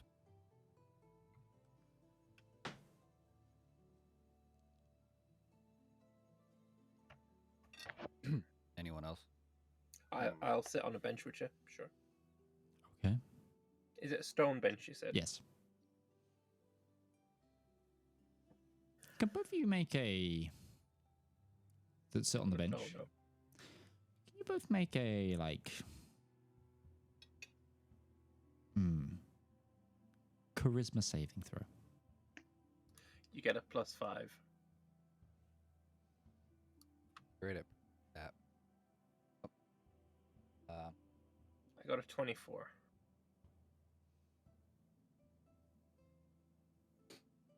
Ah. Well, I told you I was great at it. Does the +5 count if he rolls a nat 1? Or do you That is with the 5. That's with the That 5. is with the +5. He has a -1. Okay. Charisma and Gourd is not a good mix. Gourd, you sit down and you ponder and pontificate on the area around you, and the wind picks up slightly, and the bellowing trees, the smell of fresh cut grass, and an autumn's light overtakes you. You hear children playing, songs, laughter, and as you look around you, none of your friends are around you, and you seem to be sat in a village park. Oh, it's happened again. Looking I'll around look you, around. Yeah. it seems to be you are in a village park area in between buildings of a city. Off in the distance, you actually see... off in the distance, you see what looks to be... Have you ever seen, like, drawings of the Pantheon in its full... as in the building, the Pantheon? The Parthenon. Yes, the Pantheon is the gods. Pantheon of the gods, the Parthenon. Sorry, drawings of the Parthenon in its completed visage.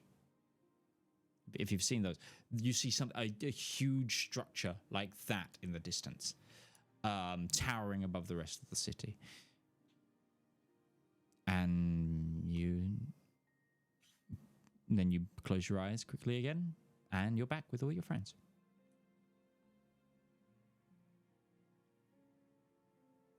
This happened to Gourd, not to me. No, that's good. You're just sat there. It's a nice bench. You got the structure in front of you. Kind of probably about 15 feet away. Off to where that structure was, trying to like retain that after image, that like last flare on the lens of your eyes, of that building, trying to place it in our current landscape. As far as you could tell, that would be deeper into the center of the island chain.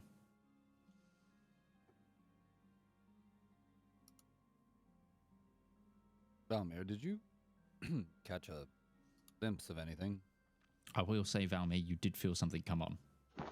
Like you felt a power, a wisp in the air that just suddenly. Yeah, I felt some kind of wisp of power or something, but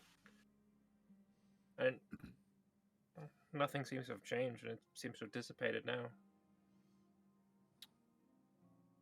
There's after I sat, I was given a sort of quick image. It almost felt like I was transported there. And there's a important building, judging by the size and shape and construction, off the distance. I think we should head there next. I mean, you got this vision as soon as you sat down, and it was... Not as soon as I sat down. I thought about where we were for a moment, and it's as if a spark happened.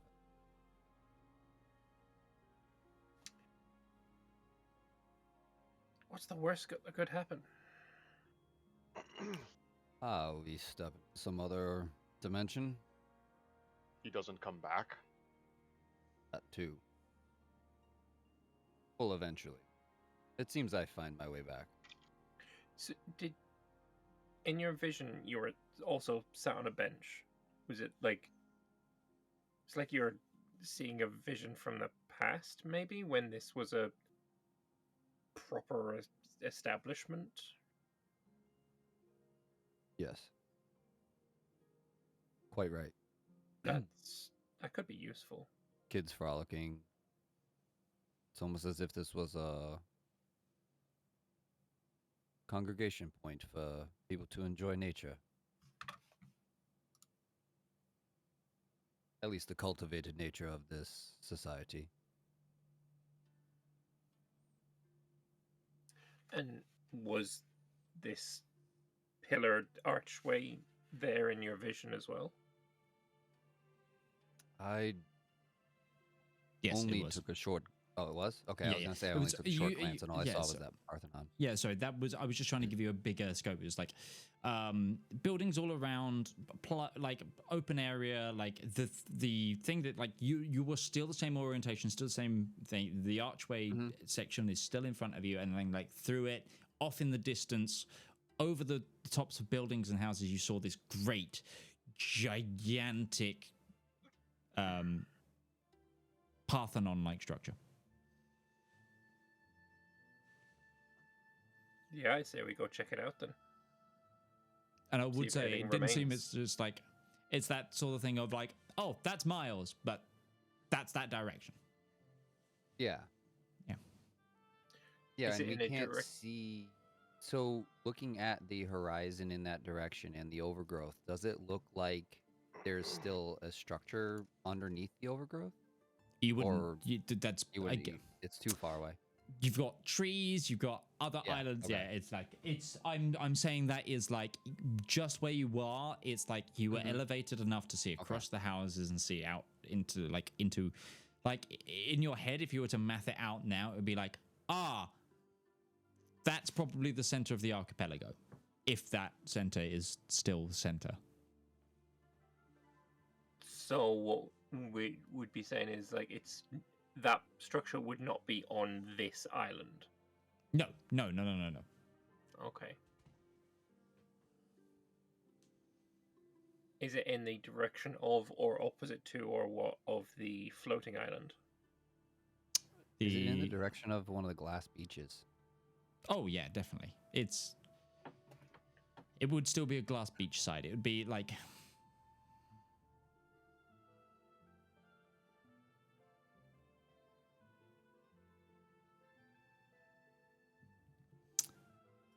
imagine your path is linear right now, even though it's not. You just saw essentially what you think is the end goal. The steps to get there are still varied and in the way. The current island, like the floating island, would be adjacent to where you are right now. That's like essentially heading east instead of south. Gourd, when you were in vision, could you touch anything, see anything, talk to anybody? It was a mere moment, enough for me to scan the horizon, it seemed. It was as if I had opened my eyes, looked across the new or old landscape that was still fresh, and then I blinked and I was back. Ruby's expression is like she just had an idea.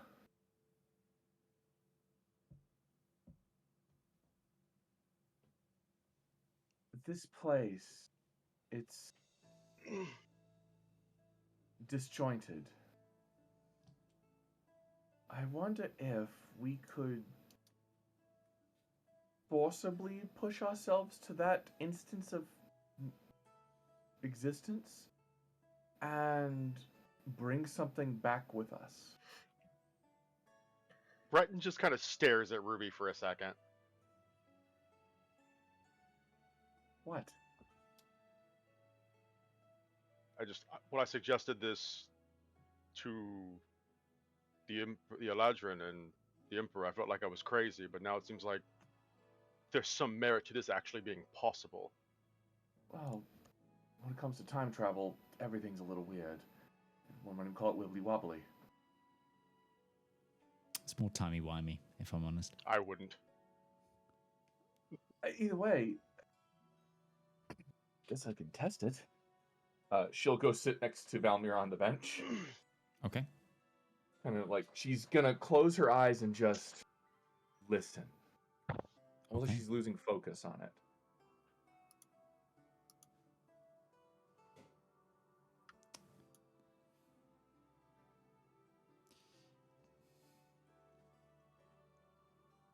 Midge is seeing if this is possible or not. Make a disadvantaged charisma saving throw. You still get +5. I also have... You can choose to fail.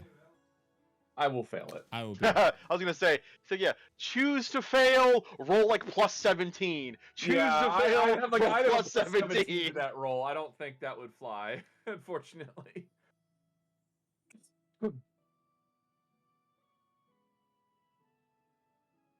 Oh, we lost our... Oh, he probably got his food.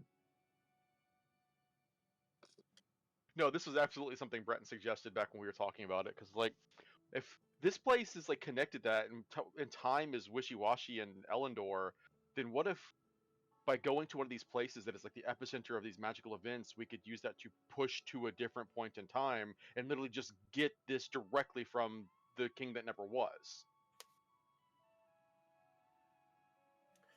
I don't know enough about how magic and time interact to be Not able to... all events are linear. That doesn't mean I have control over them. No. That's part of the prophecy. Not all events are linear. Some have happened, some have happened, and yet haven't happened yet.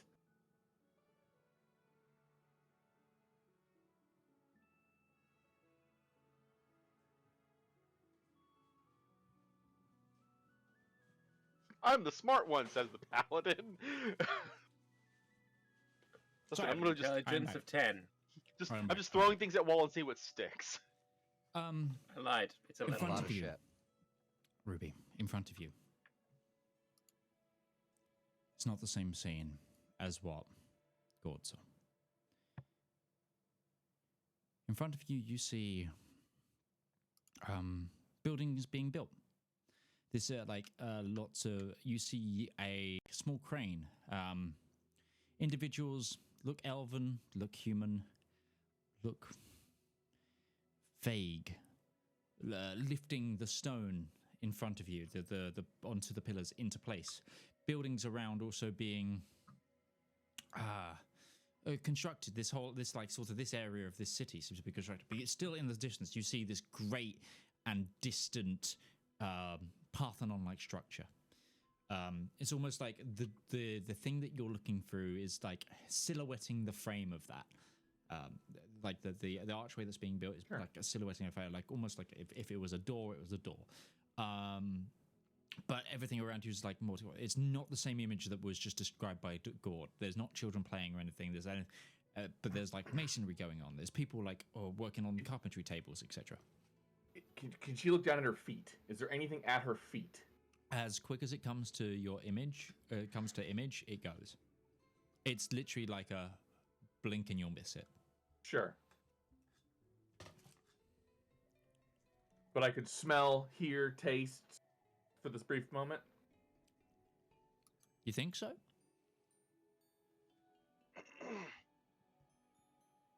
because that's what she was focusing on, is did this feel real?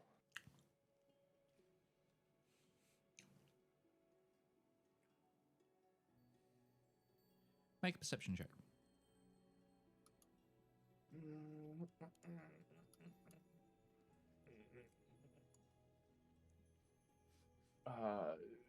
11. It felt real, but you're not sure if it was real to you. That makes no sense. It felt more like a memory. Ah, okay. But she'll look to Valymr and Breton and say, he was right. I tried to grab something, but it went away in just a moment. But it felt real. Or as close as to real as one can get in this time and place.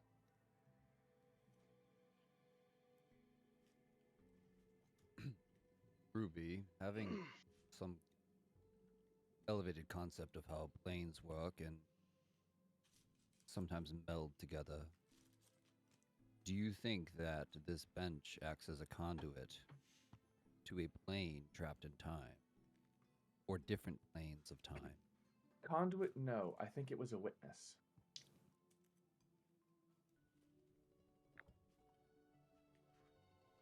Like asking a person to describe a memory from you or to you. You can only see what the bench saw at that moment. But it does imply here that time is a little more fluid and potentially, with the right work, maneuverable. That's what I'm trying to say. Would this be able to act as that, I guess, anchor point that carries through time to allow us to shift? I am no chronomancer. I can't say that for sure. But I do think that there is potential for something around here that we might be able to utilize to a degree like that, yes. But Shall we take some time here and ponder on it? Sure. Is it is it still about 2 in the afternoon, or is it later in the day, or? Sorry. As far as Kettle could tell, it's probably about 2:30, 2:40. So not much more time has passed. Okay. That you can tell. Excuse me.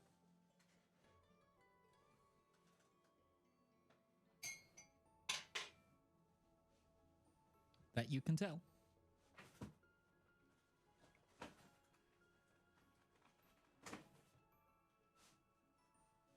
Do we want to try and,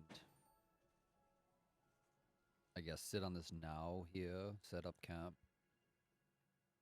Or shall we move forward while we still have light? I think we should still move forward while we have light, but keep a pen in this. Possible that the closer we get to the epicenter, the more frequent it's going to be. Yeah.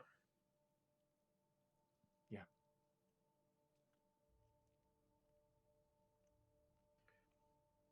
To the floater, then? The floater. To the floater. Okay. Gourd, make me a survival check. Oh, okay. Congratulations on your immense survival check earlier, though. It was, Which was a 30. It's beautiful. Yeah, it was Oh, beautiful. thank you. Yeah, sorry. I Yeah. had to take care of something. All right, 30. Right, that's what we're rolling for? Just kidding, survival. Oh, I didn't grab survival. I'm a dummy. It's a 10 plus a 10, so it's a dirty 20. Yeah. You find the floating island and avoid the moving trees. Again. When you come to the island, you find at the foot of it, where there's all these vines and stuff, a discarded rope ladder.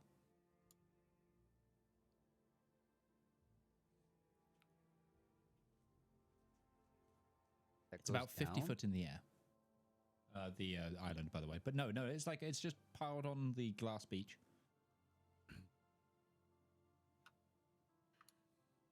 Okay. looking up from where it is piled, does it look like it was attached to something? Maybe at one stage. Breton, do you maybe want to fly up with this and see if there's something to attach it to? If you want to trust the rope, sure. Does the I'd rather rope- fly up, to be honest, but it's maybe... I don't know, I'm curious. Does the rope look cut or deteriorate? It at looks its end? cut manually. Like someone's cut this away. This doesn't look like it broke from time, like a lot of the rest of the deterioration around here.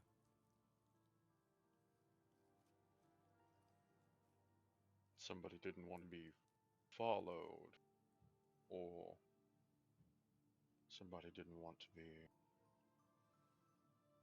pursued. Or they were cutting off access to keep people safe.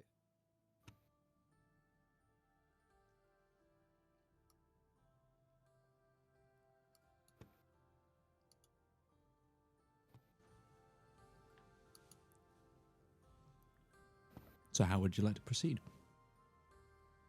Very carefully. Vertically. That too. Maybe we just all fly up there. Right. Seems the safest. Okay. This island, the floating island, is probably about 40 foot wide. It's not huge, but you climb to the top of it. And what you see is like the island is like turfed and foliage around the outside, but you go into it like a couple of meters, if that, 10 foot, and it begins to step down in carved stone steps into a central sort of divot circle. And in the center of that circle is a block that looks slightly like a sarcophagus.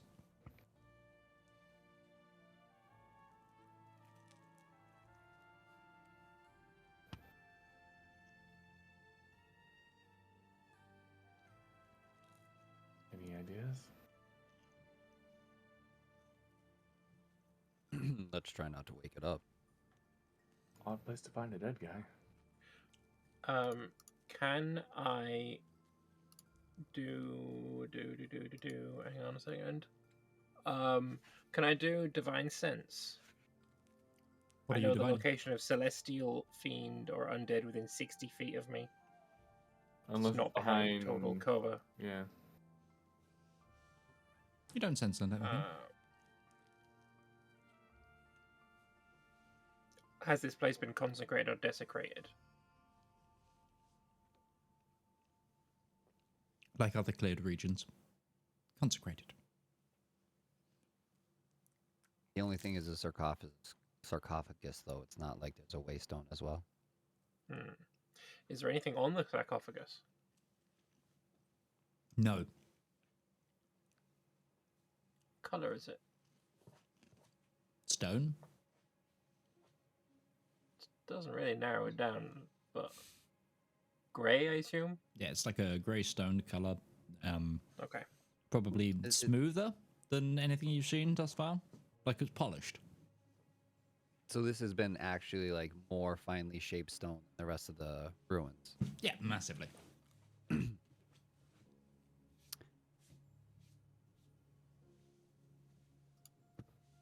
Is there a seam like there's a lid?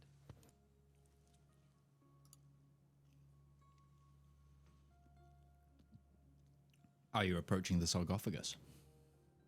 Yeah, I'd have to get close enough to be able to like crouch down and stuff. Sure. to be able Give to me a see that, yeah. perception check then. As long as nobody's stopping me too. That's a natural 20 for a 30. Very, very, very thin line. But this has been polished and put together so well. From a distance, it looks like one block of stone.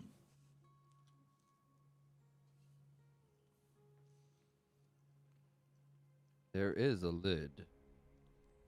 I don't know if we want to open it. How thick does the lid look?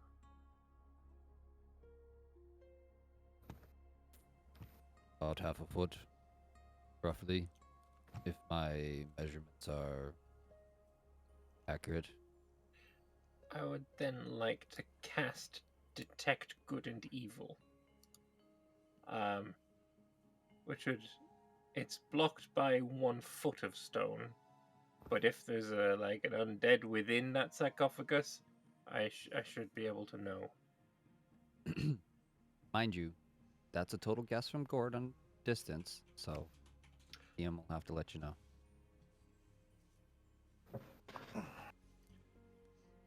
So you're concentrating on that. For the duration, you know if there's any aberration, celestial, elemental, fey, fiend, or undead within 30 feet of you, as well as where the creature is located.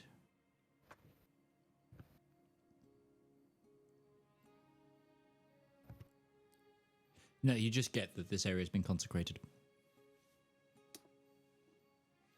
That's all you get. Okay.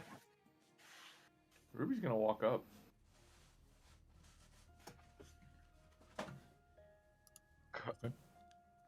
She does not do so alone. Breton shadows her. Yay, we're all standing around the dead guy. At least he's dead and not undead. So So no names or markings. Nope.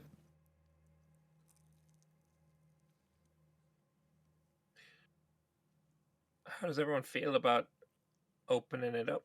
Ruby's moving it open.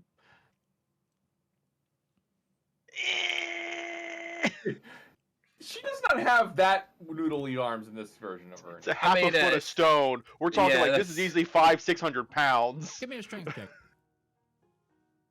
Or athletics. As somebody who's tried to move a marble countertop before, oh fuck right off. Oh, yeah, this is heavy. Like that thin amount of marble stone, I couldn't move it 9. easily. Yeah. 9. 9. You just push against it, and yeah. Did you look over her shoulder at Brett and like, really? It's not bad. Clearly, it must have been glued in place. Does anything show up as Ruby's touching it? Any markings anywhere? On the sarcophagus? Yeah. No. Okay.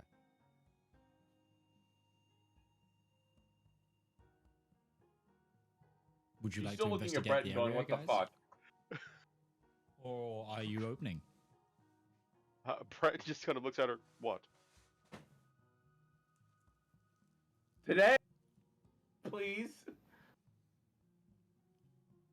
I know you can She wants push. you to open it. I'm not gonna show off because that's not Breton's style. But how funny it would be if he just one-handed flip the lid off this thing. No, he will like grab a top corner and just kind of shift it over very slightly so they can see inside. And as far as looking around, I'll keep my eyes about us. While I leave that. This might be Yo, a if there's really any bad idea. celestial elemental, fey fiend, or undead that sneaks up on us when they're within 30 feet, I'll know. Actually, no. Before he does that, Breton's gonna check it for traps. Because this is a D&D campaign, and we do that. How would you like to track it for traps? He is basically going to just... you know what? We haven't used any spells, and we're going to rest soon. He will He'll cast Detect Magic. Mhm. Just go ahead and cast it. To see Could if there's any he- magic that is on this sarcophagus. Yes, there's magic on the sarcophagus. What type is it? Oh god. Defensive would be abjuration. Yeah, I was going to say abjuration. Prevent possession for the ward. Then he will call that out. Yeah, there is magic on this. It may be protected against opened. So there is an inherent risk in this being open. Ruby It's just- a good job, Rupee, that you were too weak to move it. You might want to rephrase that. As she will just look at it and cast a spell I'm good. magic. Okay. I'm trying to work out what the roll is. I need to make a charisma check. Yeah, I think you will do if you're casting it at third. Yeah. I I need you to do DC 17. Yeah. No. I can re-roll that though. Yes, you can. I will use a sorceress thing for that one. Mother trucker! She stares at it for a second, concentrates. Right, making me do work. She will cast it again and heighten it. Okay. I actually don't know if that works. I don't think heighten works either. I don't think so either. You know, You can cast it at the higher level. so cast it at 5th level. She's angry. Okay.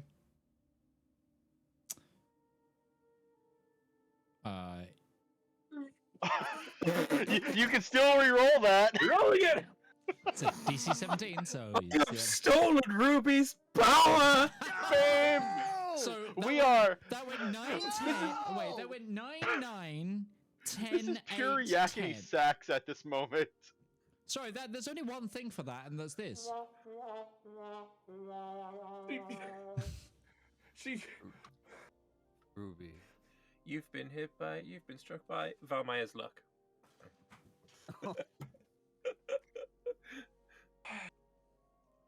Brett just kind of places a hand on her shoulder and like squeezes it reassuringly. I am definitively looking elsewhere, trying to stifle a laugh as I'm like, Again! those trees, I regret that I haven't put nearly infinite spell slots to give. Yeah, just how many of these can you throw at this right now? Plenty. It's like you have crossed the worst thing you could possibly imagine. An adventurer who's about to take a long rest and Yeah. spell slots to burn. Yeah. 18. I'm It so only took- reading right now because it just adds to this. It just took 3. It took 3 spell slots and 3 sorcery points. Yep. The Yes, it third did. time's the charm. And now I need you all to make dexterity saving throws as Yay. the island This- begins to fall. Wait! you. No! I was gonna prepare reverse gravity today, and I didn't. Oh. Oh, that's so sad. The sarcophagus is Um, what's keeping the island in the sky. Where's Silberel? Flying around overhead, not nearly fast enough to catch us, because that's not how speed works. Damn. Yeah, because I was hoping that they'd be close enough. Welcome to for us to inertia, just everybody. die for us. Yeah. Gravity, a cruel mistress. Well, Right, dexterity are we saving going throws. into like like a initiative order sort of? No, we're Track just our falling. rate? No, you're just falling. Wait. the- We have potions for the Skyfire still. Yeah, I can still shift. Do we? Yeah. I never understood that shit. I re. Then they would have been purchased a- ruined when we Ruby were on carries hers. I know. They would have been ruined when Valymr fucked up God the damn it, potion. Valymr. yeah. I repurchased my potion of Featherfall Yes, you did. with a but dex I'm- Okay, dex save of can I get- 16. can- Can I? Can I get the dexterity saving throws from everyone? I haven't Sure. even set the DC yet. So, 12. okay. You don't have enough time to react, I'm guessing, because we're so short to the ground. Yeah, no, specifically you can reaction, but I think that's it when you're falling. Okay. What the hell? Wow, these fucking rolls right now. Wow. Okay. Do we get any bonuses from Paladin Auras here? Plus Plus 5 from five. Valymr, because we were all surrounded the sarcophagus. Oh, so that would actually be a 13 for me. Not that it fucking matters. Or 14 for me. Just wanted to ask. Okay. It's a 23. Okay. Thundercat like reflexes. The paving, the tile, like the sort of cobblestone begins to rumble and fail and just crumble. The sarcophagus, heavier than all of you, just as the magic leaves, it sinks into the ground, and like essentially the whole place sinkholes from around the sarcophagus, which you're all stood around, and you begin to tumble. As you tumble and go through, you splash down into the ocean below, but all of you are being just pelted by stones as you go down, and rock and debris. You take what's the height? I said it was 40 foot up. Sure. Is I it- can say To be honest, you Don't said think 50. Did I say 50? Yes. That's why I was like, do we have an actual enough time to react before it hits the ground to like? I don't think so. Yeah. God, I think it's 60 feet. I think you're going to take... Ruby can absolutely blame Breton for this if she failed, because instead of grabbing onto anything to secure himself, he would have grabbed onto her to protect her. 17 points of bludgeoning damage. However, Valymr, you don't go into the water. Yay! Do you? Don't you have a cloak fuck? that stops you? Or something? Yes. You have something that stops you? So Oh, shit. You hit a hard surface and then are pelted by more rocks and dirt and debris, and then the sarcophagus is coming towards you. Preferable. How much damage do I To be take fair, from that I instead? think the cloak just gives him a swim speed. It doesn't propel him from the water. But he I had can something walk that on stopped. water. He can walk on water. Oh, well then, sucks to be Valymr. Yeah, Valymr is hitting it like custard, while you're all hitting it like the ocean. Honestly, I'm preferable.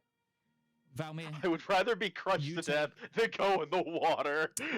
Valymr, you take double that, and Yay. Gourd, you take half. Wait, actually, it says Can while somebody wearing roll- this cloak with its hood up. My Oh. hood was not up. Okay, so then you do go underwater, and you don't take the double damage. You don't take the double damage. You take some damage, but you do go underwater. How much total damage? 17, and it's half for Gourd. Can somebody roll for Kettle? Or actually, I can do that. Yeah, I don't think we have their sheet. They rolled a natural 17. Plus their evasion and crazy stuff. I imagine they just kind of... They can't fly, but they just kind of flutter down on their makeshift wings. Glider.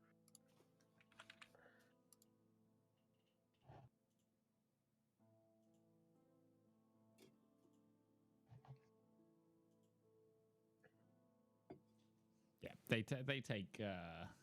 they take no damage from this. Evasion just kicks in. But yeah, you're all in the water. You can get back up after you've been pelted, and you're now where the island was is a crumbled mess of like dirt and debris. Some of it floating on the surface, others sunk down below. After we started falling, could we have kept our eye on the sarcophagus?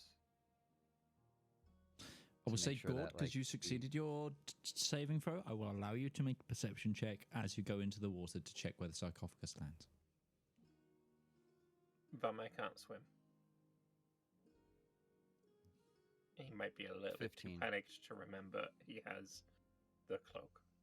Valymr, I will allow you to make a wisdom saving throw. Above a 10, we'll see if you remember. I'll allow you to remember the cloak. I got a 20. You remember your cloak, and as soon as the feet hit wet, you're like, nope. I would imagine you have like a ripcord on that, like a parachute. Gourd, with your passive perception plus that perception roll, I will say you can still see the sarcophagus at the bottom of the water below you. Probably, it's not deep. You're in relatively shallows, so it's probably 20 foot down, and all the water's pretty clear around here. So, Is the lid open? not currently. So the fall didn't crack the lid open? Nope. Okay. No, it did not. All right. I gotta see what CR creatures I can do real quick for water. I know octopus is one of them, but I don't think they have enough strength. Sure, you can look at that. Yeah. The rest of you managed to float. I know it's kind of a bit of a task considering some of you are in plate mail. Try to. Yeah, Solveril, once the sky clears, will come down and start picking people up. Yep, that's totally fair. And putting them onto the shore.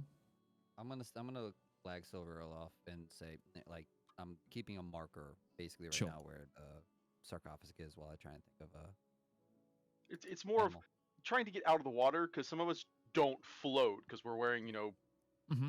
dozens of pounds of steel. Yeah, Breton is the strongest keeping afloat he could possibly. It's a workout. It is a workout to keep you up. I mean, Right, he's like, with You're his athletics, he's a essentially- damn good swimmer, but he would rather not be trusting how long he could just tread water here. Yeah, I totally expect them to get out. That's why I'm like, Yeah, if Silveril were to come back after getting I'm you not all, gonna I would... make a roll for it. Silveril can start ferrying people out. Valymr is the first out. I've got a swimming speed of 60, but that's like a rational swimming. Somebody who's there mentally.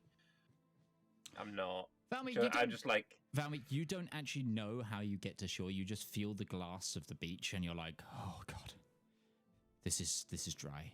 This is dry. I'm hugging knees. Yeah. Okay. So I'm not going to say that was a dumb idea. I'm just going to say we actually learned something from that. Are you really Abjuration is... anything? No, I'm saying Abjuration is keeping the islands afloat. That I would not have guessed in 100 guesses that the sarcophagus was keeping the islands floating. Okay. Good. So what are you turning into, bud? Oh, I can do a giant octopus. That'll probably work. Okay. Octogourd. Yeah, so I'm gonna try and get the casket out of the water. Actually, hold on. I'll cause this can carry through, so I'll enlarge myself as a giant octopus. I'll enlarge myself and then would that work? Yeah. Yeah, you become a huge beast. Okay. Yeah.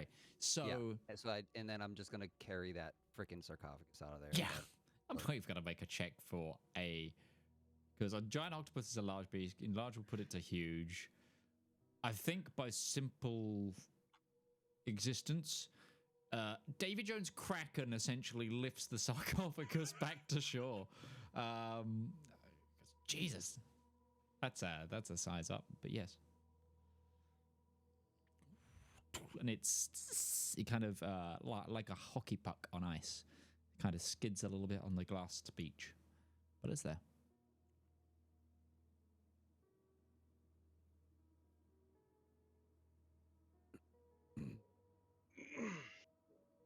Can I try to lift the lid? As you want to try and do that as... Yeah, I'll stay as I come out of the water. I'll set it on the side, and I'll just try and lift the lid off. Okay. I'll use 4 of my tentacles, 1 on each kind of corner, and just slowly lift it like a crane would. Make an athletics at advantage. What's The strength of a giant octopus is a +3 plus, but it's a lower DC because you're huge. Is the way I'm going to do it. all right. So I'll roll a d20. Yeah. Yeah. Come on, roll. That's a 6. Like the legs of the octopus just pucker off. You can't get a good grip on it. Heads up, guys. I'm getting hailed on right now. If I lose power, you know why. Okay. Good to know. Thank you. Just kind of I'll wringing raise the 2 tentacles in the air as a shrug. wringing his cave Breton and say, I mean, we've come this far. There's no reason to stop now. And Breton will just secure one side of it and just try to, again, slide one side of the sarcophagus. Give me an open. athletics check. I'll assist him. Inspiration. That'll give him an advantage. Fuck off.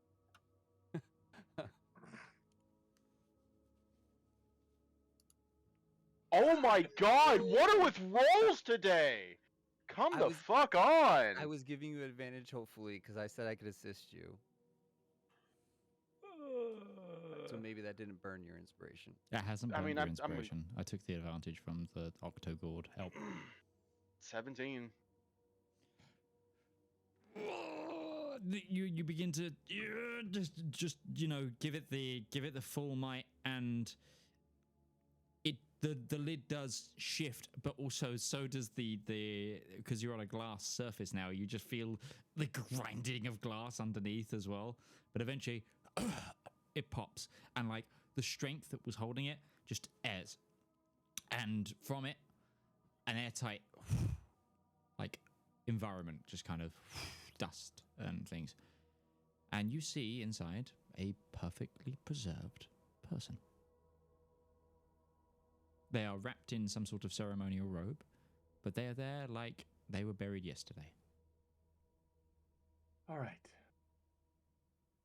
Allow me a moment. I think we all need one after that fall. Yeah. I'll shift back. There's Okay, my yeah. 17. I've maintained concentration on detect magic. Further magic, just call out any other magic we may find here, Midge. I guess I've got to make a con save on my doodad as well. Yes, I detect good did and it. evil. That's the one. Thank you. Yeah, Well. you definitely did it. Ruby is going to take a breath Mhm. and transform into soul. Oh, okay. Give me that wisdom save.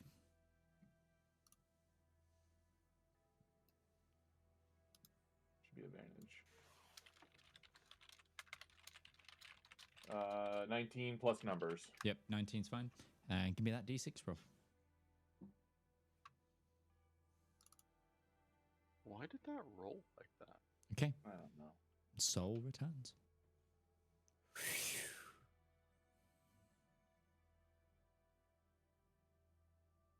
Shall we find out who we're talking to? If anybody's going to tell us about this stuff and how it was brought here, they would. Just hoping we can maybe reseal this at the very least. I need to go to Soul's character sheet real quick. Campaign, character. No? Before you, the people that are looking over the sarcophagus, you see a woman, the visage of a woman robed like, so almost like, mummified's the wrong word, but like cocooned in a robe. Mm-hmm. Bright features, kind of a little bit elven, but more human in their looks. As you begin to look at them, though, you see that their like fresher face rapidly begins to deteriorate now that they're exposed. Magic. Gentle repose. Gentle repose. Gentle repose. Sorry, I don't have that one. I have it. I don't have it prepared. Because when would you ever prepare gentle repose day of? That's fair. Soul will look over the body, raise a hand and begin to gesture, and cast upon it, Speak with Dead. Okay.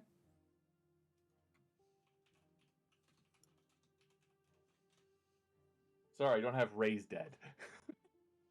Don't know if that would have worked. No, it's like a week, isn't it, or something like that? I mean, this person's been perfectly preserved for all this time, so for all we know, they were buried less than 7 days after they died. Entirely possible. But with the rapid decomposition, I doubt it would work. Soul does not have that spell either way.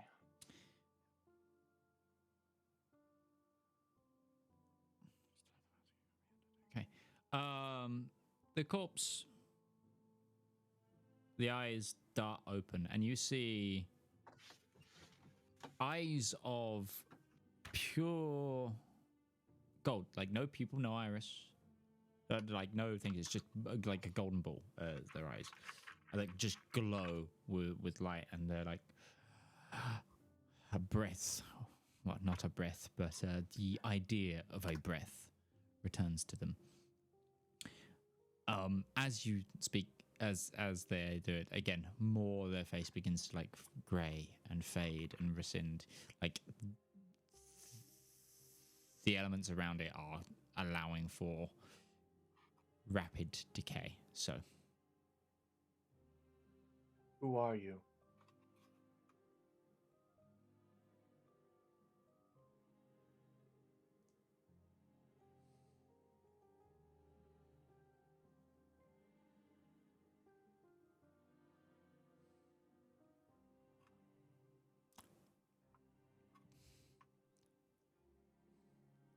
I don't know how to. There's a recognition to words, but what responds is a language that nobody here knows.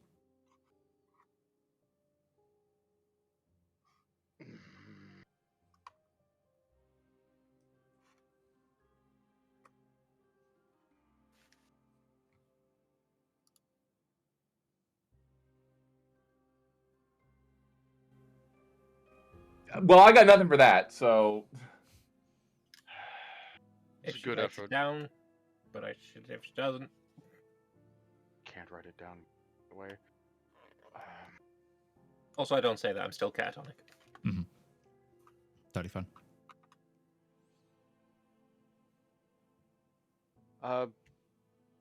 The damage has been done. Breton will just kind of run a hand through his hair.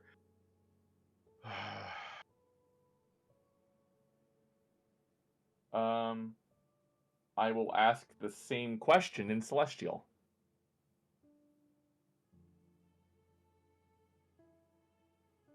Soul knows Celestial. Soul does know Celestial. You're right.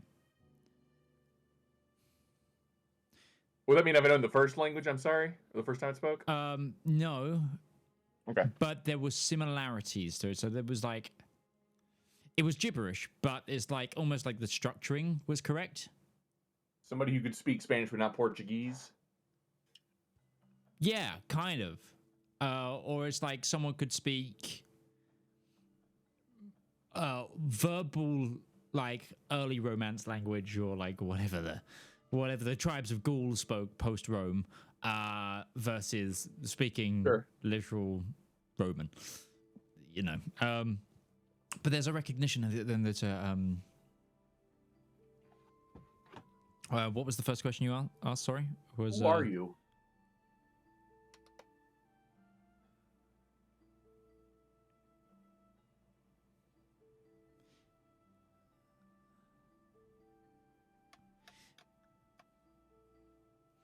My forename is Visenia.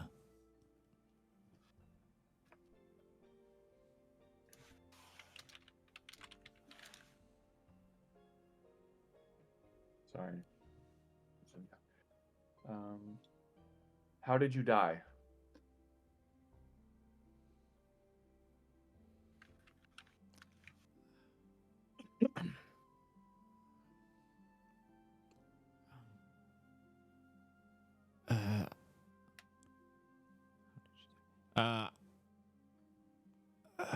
Peacefully.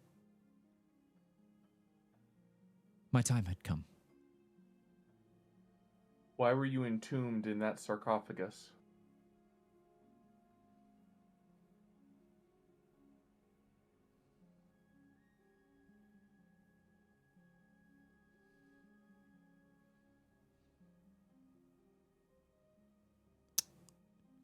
Just as a clarification, I don't think she would know that because that's post her death. I think you would know that. Maybe she established a will or something. Oh, okay. I was just double checking. You knew that they don't know of anything following their death. Presumably, if you know you're going to die and it's peaceful, you're going to ordain where you're going to go when you die. But okay, no. I guess I think the phrasing then is, why would you be entombed in a sarcophagus? Sure. Okay, that was more of a GM clarifying the question more than anything. So,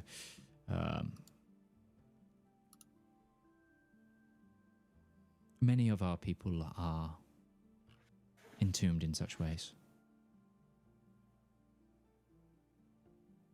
Look back to Breton. Just hold up a finger that says 1.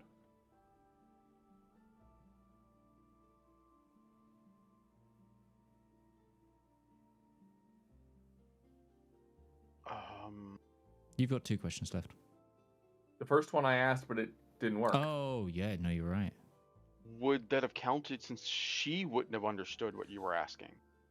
That's true. She wouldn't have known if that was the question. That's... All right, you know what? I'll give you 2. I'll let you still have 2. Yeah. Like, so that's the reason, if they didn't understand we were asking them a question, that wouldn't be a question we asked. Yeah. Sure.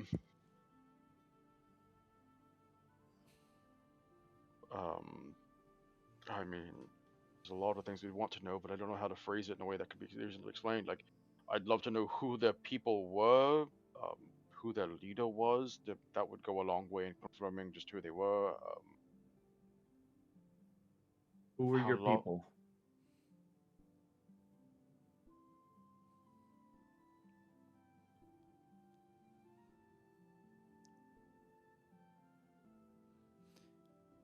We were those who were finally free. The first people after the green and pleasant day. Mm-hmm.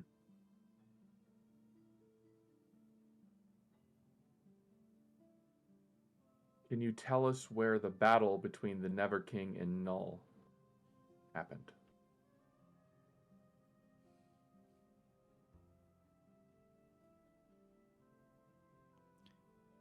I don't know who the Never King is, but I know who Null is. It's still happening. It's frozen there. And her head turns towards the center. And then... What's his name? It's still happening? Locked in time. I have to use the bathroom. I shall return in a moment. It's still happening. All the waystones are consecrated. The islands are desecrated. This is Null's influence fighting against the Never King.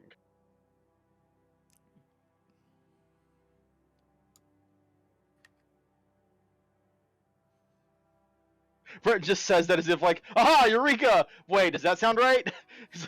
Voicing it out to see if other people look at him like, no, that's crazy. Or at least this person, it was still happening when they died. Sure, it's also been eons as far as we're aware. Yeah. At least 800 years. But that's the questions. The body fades. And again, rapid decomposition begins to like really take over. Like it's not going to make a difference, but Breton will close the sarcophagus. Sure. Did you want to look in around the sarcophagus as well before you did? You know, or you Sure. leave? See if there was any like if there. Breton was going to check to see if there's any like books, papers, or any like manuscripts or something that would be said in there that could be read or made use of later on. Give me an investigation check. I'm not super great at this, but I'll probably throw my inspiration at it if the roll's bad. What's Gourd doing right now? Just Yep. Because I can't roll over a 5. Jesus, what is with my rolls tonight? Well, Ruby was talking to the corpse. And, 16. Yeah. uh, because I would say the highly perceptive nature of Gourd does notice catatonic Valymr. Just yeah. fetal position on the Okay. beach. I thought he was like phased, but standing near us. So, yeah, I'd go tend to him. I think Valymr said he was hugging his knees. I think that was the Okay, description. Didn't hear used. that part. Yeah, My that was the apologies. description. Okay, no worries. With a 16, you find out that she's like laying on like a pillowed bed. It's not just hard stone. And actually, she's elevated that you can lift it and there is offerings, etc. underneath. Trinkets. But there seems to be boxes, jars, and there does seem to be a book. Breton doesn't feel good about grave robbing, so he's not going to take anything that looks like it's valuable, but he will take anything that seems like it might have historical value. Okay. Like say, especially things that say look like could be like Valymr could read them to greater exposit the situation that this got forth. Sure. Yeah, do you take the book then? I think the rest is more like jewelry. There seems to be a bottle of liquid of some sort, like offerings. And you close it back up. Gourd, you go over to Valymr.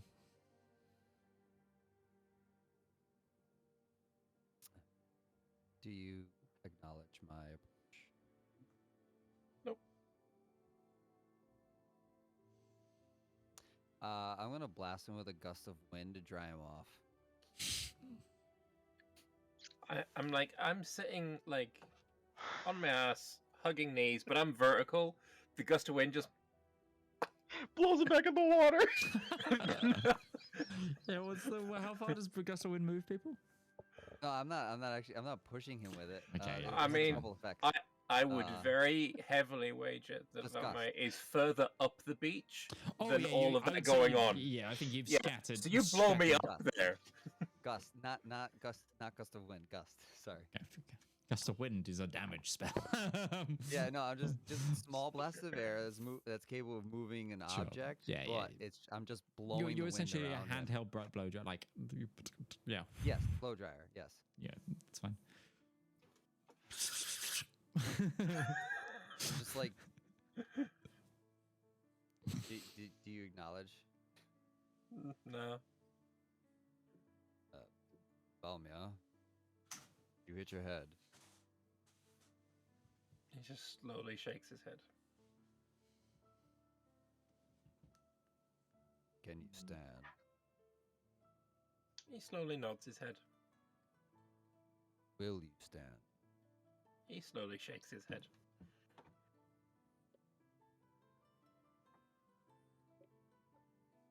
Why not?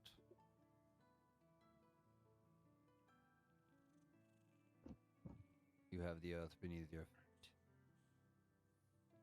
Why not stand?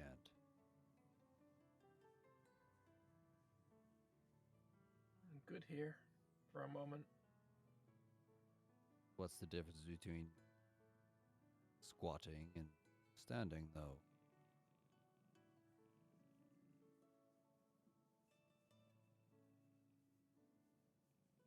Need my knees to stop shaking first. So bring them underneath you. They're good where they are. Come on, my friend.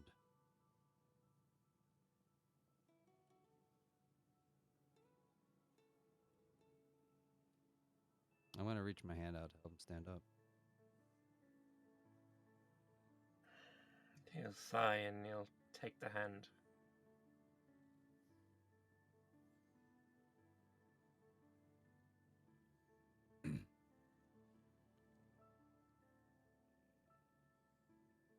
I don't do good with water. I can see. You're on the land now. So I just need a moment to compose.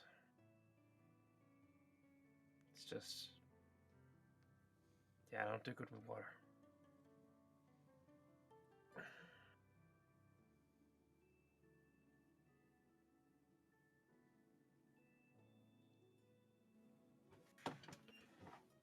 And, why not? What happened, my friend?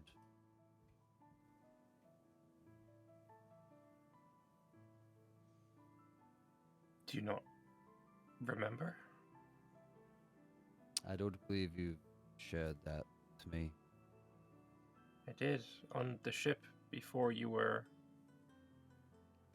the way you are now. We sat on the front of the skyship one night and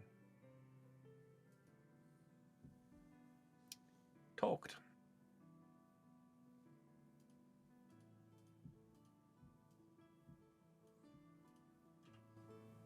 Behind the curtain, that's when I sent you my backstory text. Yeah. We'll be in there. He's standing there, he's thinking.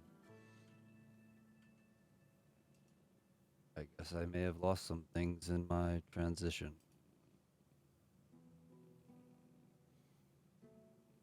Maybe they'll be there. I'm sorry.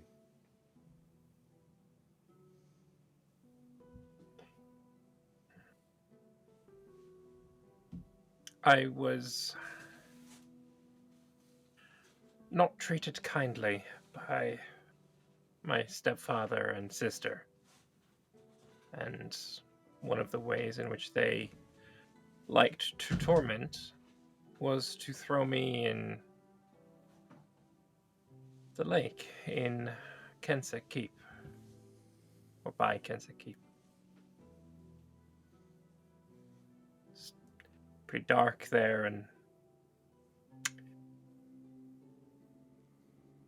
yeah, it wasn't a good time. So, being submerged is not something I particularly ever want to experience at all, ever. How can we help you now?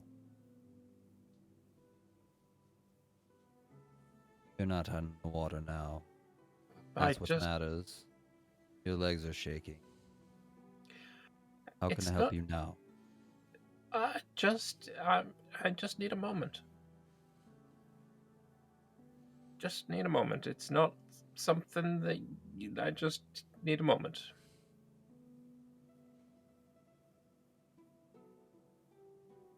My heart needs to stop racing and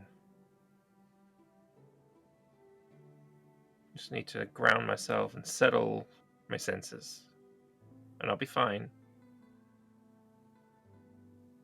But it doesn't happen immediately. It takes a little time.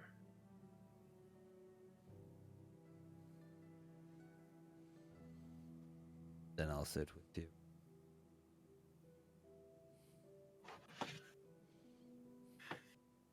Okay. I imagine I'll be hanging out we'll be hanging out while they're going through the sarcophagus and stuff. Sure.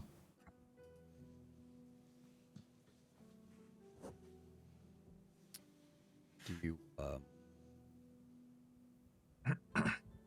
you have any more of those gummies? Do you remember those? Yeah, it's funny because I do. I'm sorry. I don't know. I think they may have gone bad. I think Midge told me they went bad or something along those lines. Did I? I don't remember.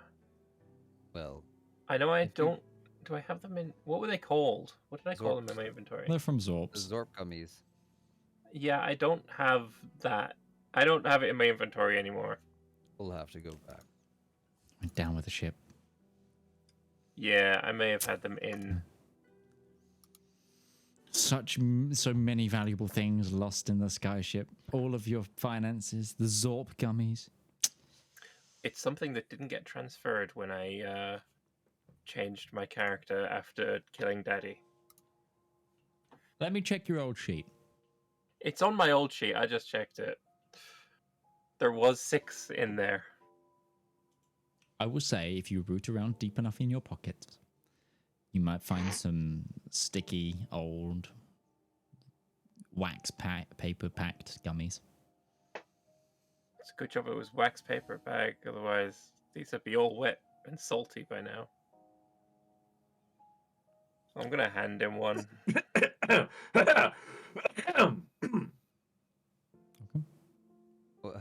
What's the roll? A D12?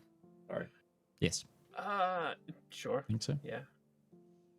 It's on a table, right? This is a sheet that I have not pulled out since season 2. So give me a moment to dive an archive. It's a D10. D10. Number 9. Number 9. Have you had 9 before, Valymr? In your notes. You are asking me Yes. of all people. Yeah, you don't you know. have. This is in our chat. I think you have marked which ones that you've already rolled. Oh, Yeah, you know what? You're you were probably keeping right. track Hang of on. others. If I just search for like blue, did I eat the blue one? No. Did I eat a yellow one? Put in Zorp. You might find it easier. I don't think I'm that good at these things. Oh, yeah. But I did not write down the numbers. Ah. I know what light violet, rainbow, and blue does. Okay. This one But is yellow. I don't know. I don't know what that does. Good luck.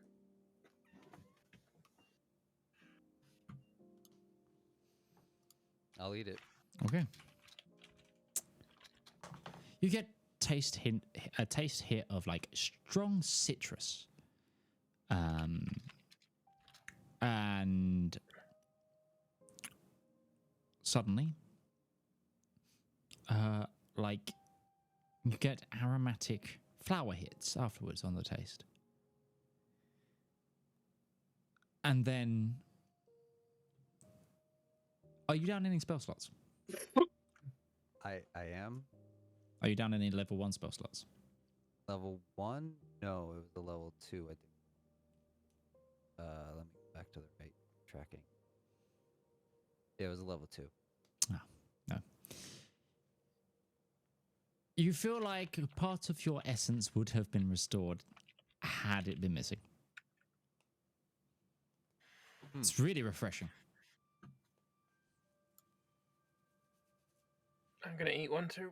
I'm gonna number 6. 6. I think we've had 6 before. What color is it?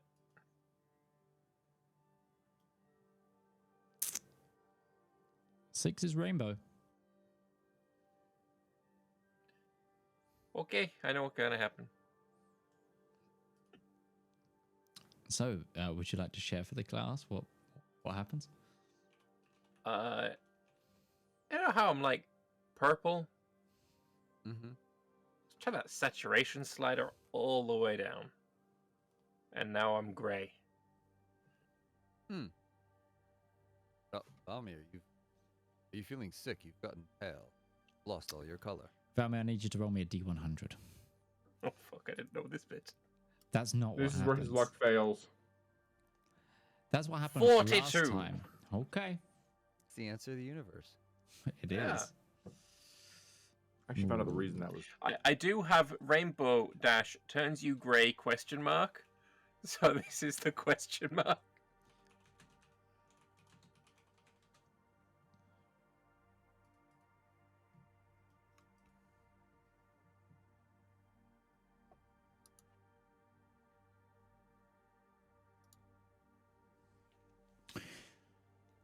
Well, that's a reference. Okay. So you say 42. Gourd, you watch as Valymr turns into a plotted plant. Specifically a bowl of Of petunias. course, that's 42. Specifically a bowl of petunias. That question mark is going to be and roll on wild magic. table. While a plant, by the way, Valymr, you are incapacitated and have a vulnerability to all damage. If you drop to 0 hit points, your pot breaks and your form will revert. Okay. Of all the people to turn into a plant next to, it's the person who has speak with plants. Not prepared, but yes. No. And as 6 seconds pass, the pot breaks and he turns back. It's literally for one turn. Well, at least for 6 seconds you weren't scared of water anymore. Gourd, I feel like we can now connect on a deeper level. We have both been plants. How did it feel to have your roots in soil?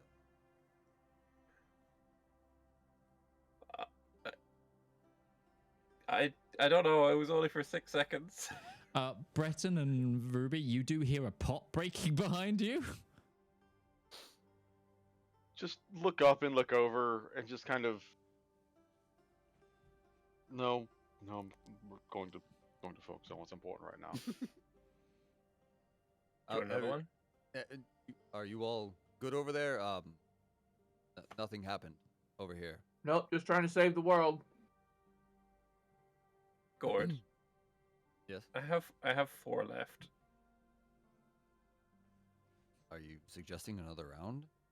So soon? Yeah. Yes. Dear Lord. 8. End of the world as we know it. 1. Oh. Ooh. Gourd pulls a deep purple, almost black one. I don't That's- have that. That reminds me of Roach.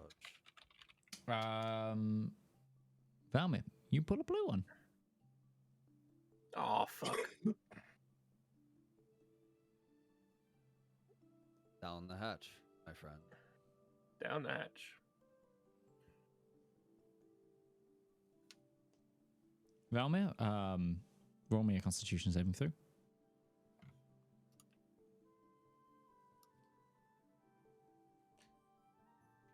$25. Just tastes like blueberry. Yay. Gourd, you're eating the black one? Yep.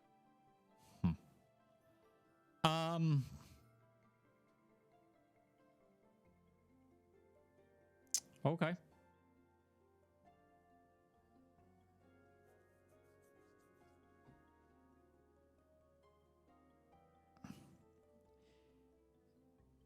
You feel an overwhelming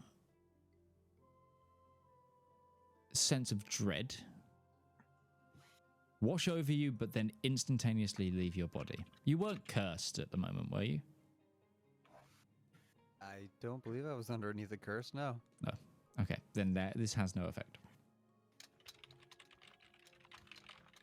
You have a feeling this one might interact with curses in some way. Taste of licorice. That made the hair on the back of my neck stand up. Only there? So I all the mean, other that's- hair that covers literally 100% of your body it didn't stand up? I'd rather not talk about what happens in the bedroom. Okay then.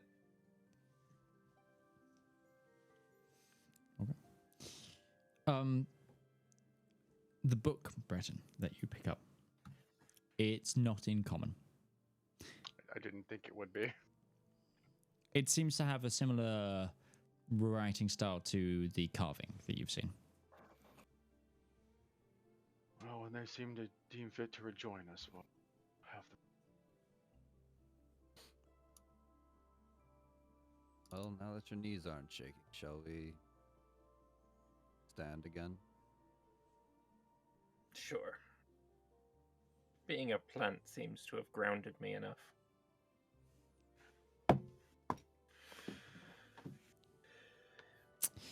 Oh no, not again.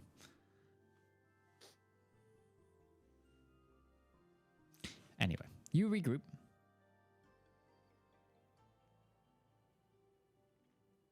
So what did you find out with the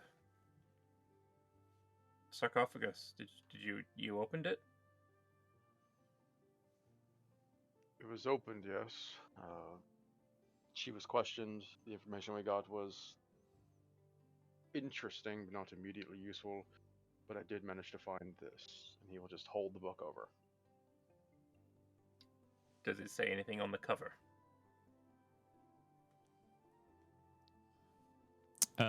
No. It's just a plain sort of leather-bound book. I will open it to the what might be like the title page or like the first page with writing and see if there's anything on there. This page is dated. In a calendar you do not recognize. Format of the days of the week, do not recognize. Month. You can tell that it's a day, month, year structure, but of what they are, you have no idea.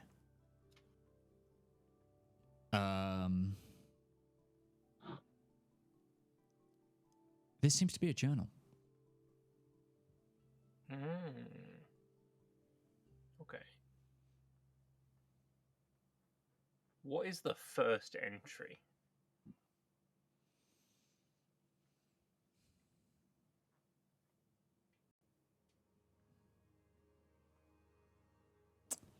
The first line says,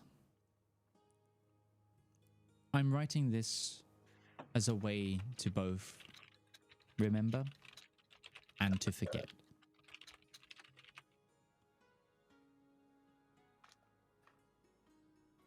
Whilst the scars of our past will forever be bound with me, I am certain of this.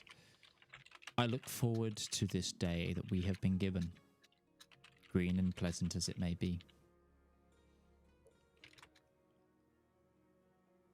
I plan to breathe in my freedom with every breath I have remaining.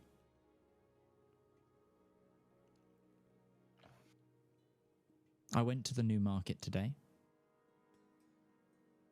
and set about buying food to make dinner. First dinner in my new home. I think I'm going to make eggs of some sort. I like eggs. And it kind of goes on.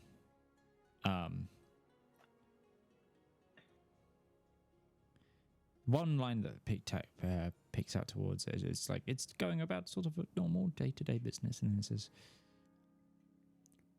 this evening, I went to the hill and watched the rupturing. It's weird seeing it all happen, knowing that it's moving slowlier than we can ever perceive, but it's going to happen at one point. And when this day ends, this green and pleasant day, we will face it. But for now, it's a thought, it's a memory. I'm glad that I do not have to answer the questions. That's what you get. I'll have read all that out loud.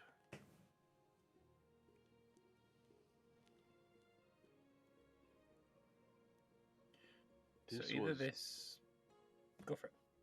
This predates the Green and Pleasant Day. It feels like it was written on the Green and Pleasant Day. During being yeah. Yeah, the first Green and Pleasant Day wasn't a specific It single was a period of day. time Yeah, that was indeterminate, yes.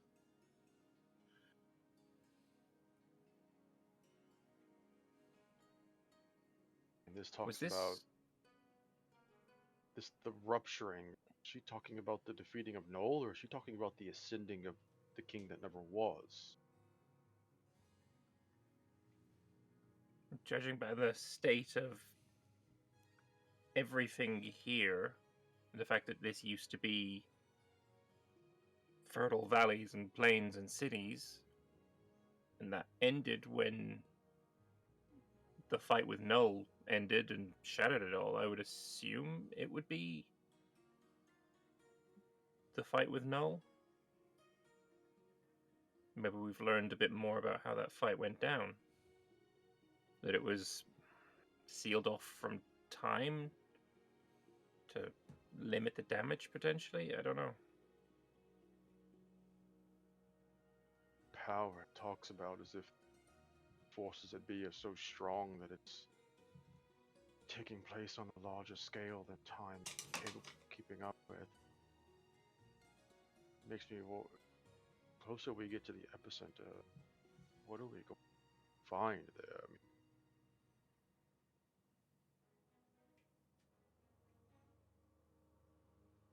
Can I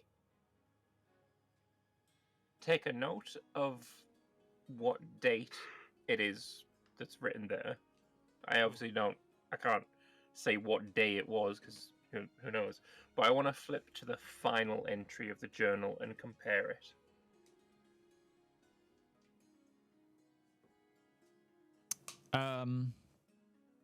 Give me an intelligence check. Because, like I said, you're directly translating. I'm now seeing if you can infer. Natural Jesus, Valymr. 20! The gods want me to know. I don't know what's happened today. Valymr, did you like sell Beth some PC parts or something? Did the bad juju like fully like? Was there a hard drive you slipped her? Like what does I know? Like, have pity on the woman. Like her PC broke. Like you don't have to.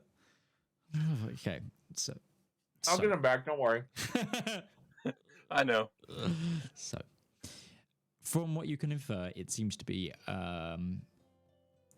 whatever the numbering is. It seems to be 200 later. Okay. 200 days or 200 years? Okay. You don't know what these words mean. Don't you have the vision to read and write all languages? Yeah. He doesn't know but the date is formatted though, but it's formatted in like a day, month, year. But he doesn't know like the unit of actual time. Yeah, That those. it's got the 200 words. means. I'll give you the words eventually. I'll just like the month of January, like January is a name. You can't really. If I Also, it's translate, backwards like how the Europeans do it. It's okay. Yeah, but if it's all in numbers, then there is no name. is the month in a number or a Word. Word. That's what I'm saying. This so it's the number has changed by 200 and the 2 words have changed to 2 nouns. Okay. Is it word year, or is it the It's number, word number, or number word word. number? Okay. Okay. You don't write a year as a word. You say that, but the Romans did. That's how the Romans did it. For the Romans. They I'm- wrote it as this is- syllables. It was still numbers. Like, but like I'm basically saying that some cultures would write the year as words. Like, the Romans did it the year of that year's consul. So it could be a case of all of the years for this culture are named after their ruler. Like, that is a potential possibility.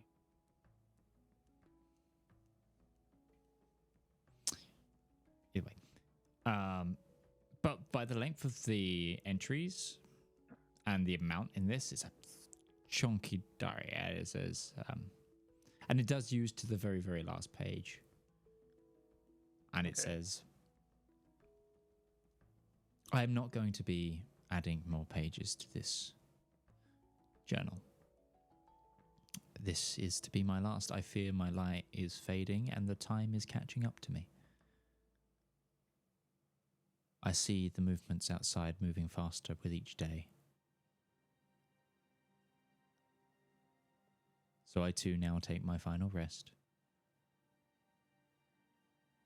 and hope that this green and pleasant day lasts for generations to come. It's a simple ending entry. I'll translate that as well.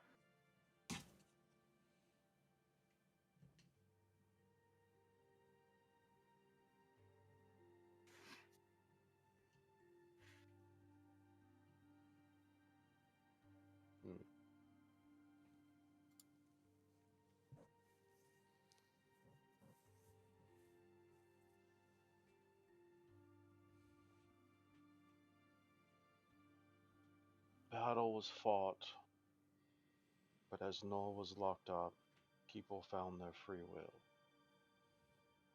People found their free will. They went to live their lives, even though the battle wasn't over.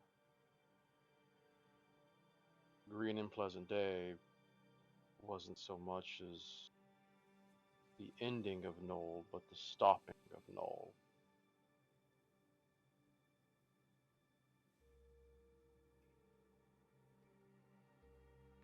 Was it From the what- stopping or just the... Eradication, if I believe is correct.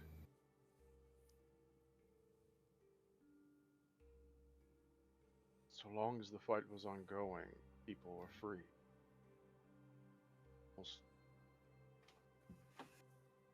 However long this fight took place, people were in their lives. It wasn't until the fight was over that it seemed to catch up to them.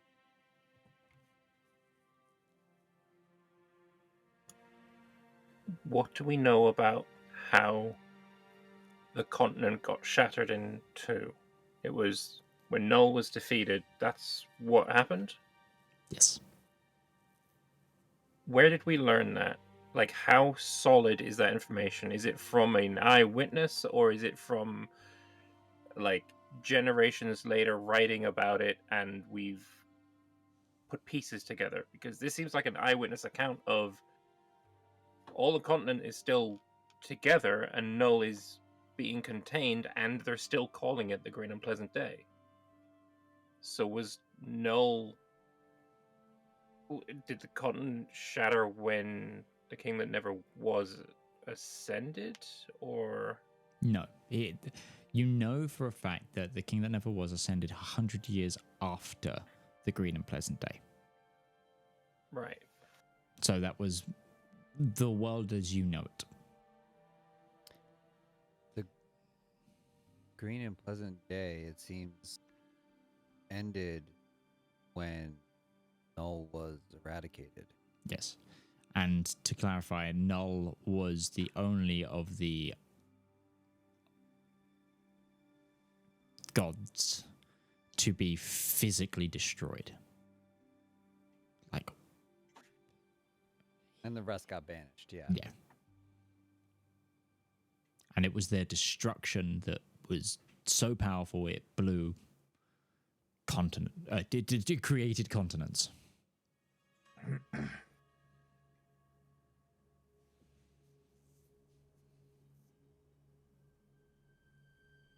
That's what you know. But as for sources, this is talked about in many religions, histories. It's not like you yourselves have found this is the earliest source that you have cited for this knowledge. That is general world affirming belief as it currently stands. Is this the most historic? Oh, sorry. Go. I was going to say, is this like, I've forgotten what I was about to say. Go for it. Is this the most historically like aged text? Like, if we were to bring this to a scholar, would this be like the oldest verifiable, like accurate text of this time? Or because you said like everybody knows that other stuff for a fact, so where were they drawing that evidence from to say that, hey, this is fact? 'Cause now we actually have proof. Depends on how different cultures have kept their history. Or, and this is something that was suggested by Ruby a really long time ago, what we believe is the center of the world is not the center of the world.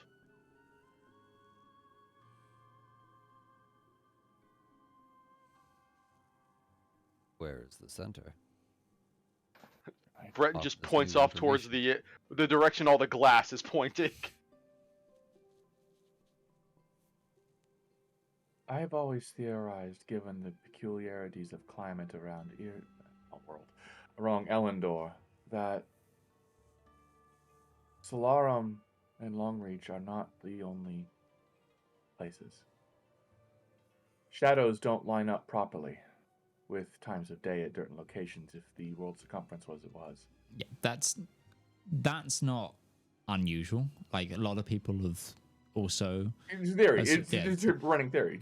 But it's just nobody can prove it because nobody's been able to sail all of the oceans. Like, nobody's been able to fly that far because terrible winds and storms and magic prevent people. Thank you, DM, for saying what Ruby's going to say next, but nobody's going to prove it because that. Apologies. But it would make sense to think that this is not the center. The center is, she'll point actually somewhere to the southeast. Probably that way. Where all the islands of glass would meet if they came together. Possibly. Beaches of glass, sorry. But again, nobody has ever gone that far. Every attempt that I've read about it has led in failure. No ship can withstand the waves, no airship can withstand the winds. What about the time of day, passage of it? Are we still on track, Kettle? Currently, yes. Kettle's become the talking clock. For now, unfortunately. She's an Amazon Alexa. Yeah, I was trying to keep track of that just by like keeping eyes on nature and how the day and the sun should be shifting at this time and whatnot. But we'll let Kettle. Less TikTok and more cluck clock. That's racist. Just because she's crow-like.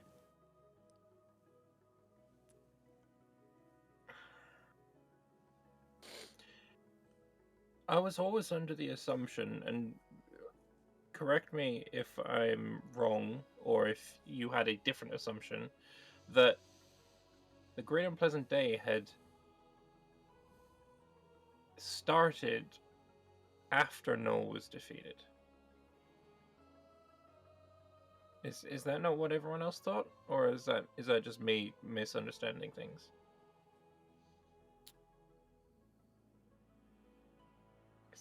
Because this book suggests otherwise. Yes, it is unusual that this book is suggesting otherwise. It seems as if during the battle, the world was trapped in time. Almost as if to save the world from its ravages. And then after Null was defeated, that period of timelessness ended. The king that never was fighting for humans to make their own choices in the world. And when they, from what I understand, when they laid down what was going to happen with the gods agreed. Most of them agreed to leave. Null was the one that fought most and had to be destroyed because they would not go along. So if it is a point where, because Null and the Never King were fighting, the other gods had agreed that it was time for the mortals to be free, the beginning of the battle and the lack of their control of a mortal kind was what truly began the Green and Pleasant Day, truly began mortals having free will. Correction on that. Null was the only one who didn't get a choice. They were dead before then. Or destroyed before then. What was Null the god of? Death. I thought so, I just wanted to make sure.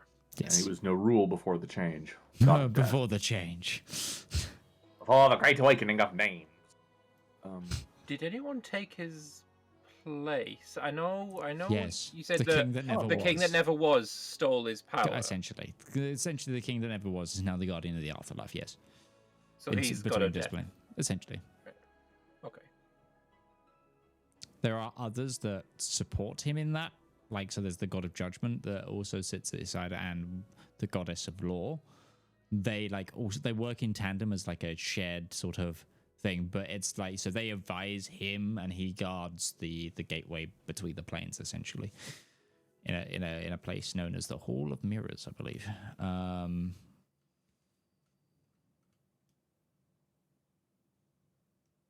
The Halls of Transcendence, sorry. I'm gonna read through the whole book, but obviously not while we're That sat will on take a some beach. time, yeah. Yeah, but that's gonna be like a give me some cliff notes between sessions kind of deal. Cool. Yeah. No problem. So, friends, where would you like to proceed to? Where would you like to go? A lot of questions have just been left in people's head, and they're now like, I'm watching everyone's camera just like they are.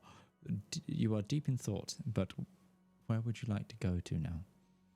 We need to go to the epicenter.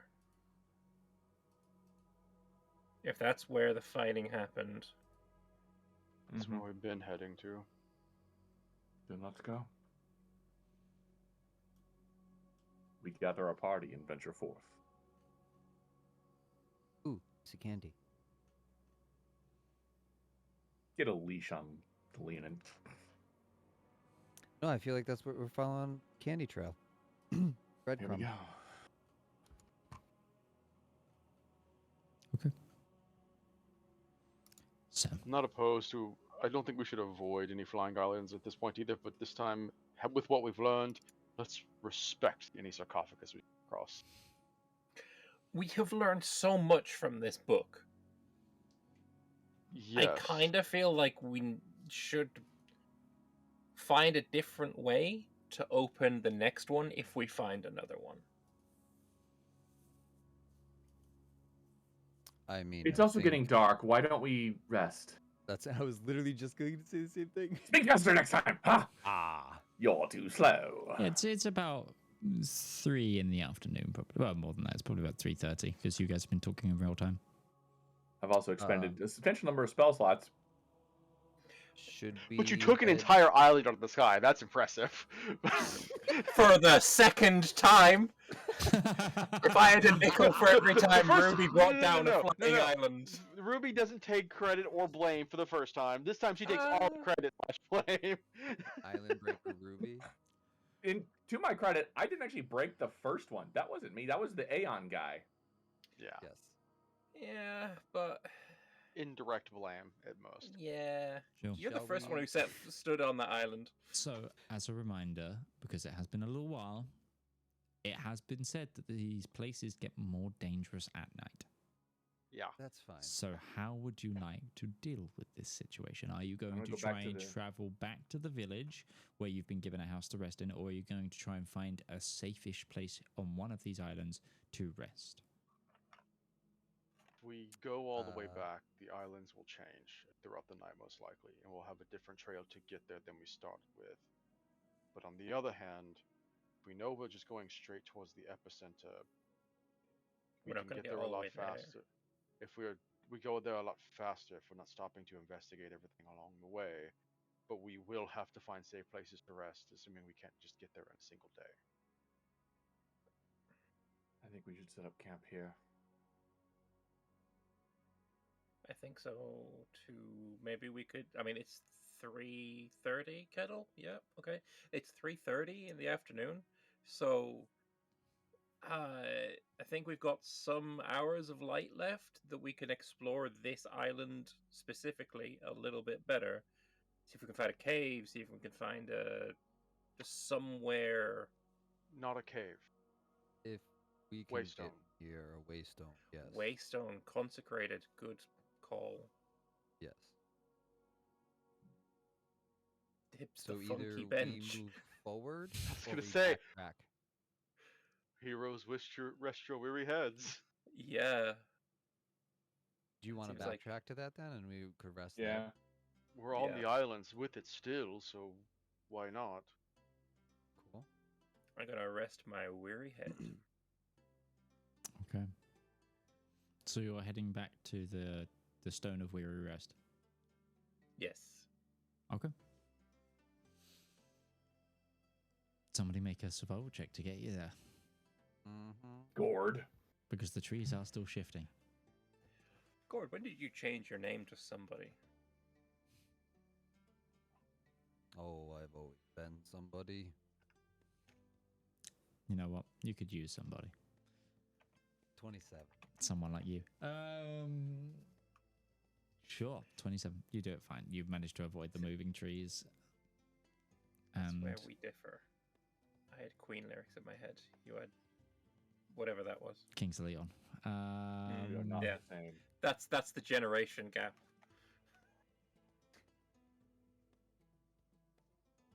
I was thinking of somebody to love. Yeah. As soon as you said Queen, I knew.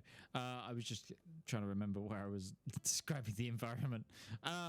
Yes, you Trees. avoid some of the moving trees and a suspicious-looking hole where the leaf litter shifts slightly around it, and make your way back to the consecrated ground that you think was a park at one stage.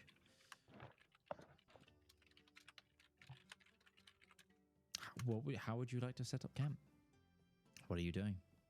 So there's a bench, there's a wall, there's this waystone structure in the center. There's some other parts of rubble, bits of masonry. Breton is going to take just like a sheath of his sword, and he's just going to draw a line at the edge of where all the plant matter is around the waystone, where it seems like the consecration ends and the desecration begins, just to get a firm idea of like, this is the line that he's setting for, this is the boundary of the consecration. Okay. And he's just going to say, I think we should still keep a watch regardless, just as a precaution, but I think as long as we're inside this circle, hopefully we're okay. If there's any further protections you want to do, by all means, go with them, but... You'll see Gourd center himself in that circle, and he'll kind of take a meditative seat, and some roots will start to extend from him down into the ground, and he'll set up his Heart of Moonlight and Shadow, which I linked in chat. And Breton will cast Alarm on the area that they're sleeping in as well.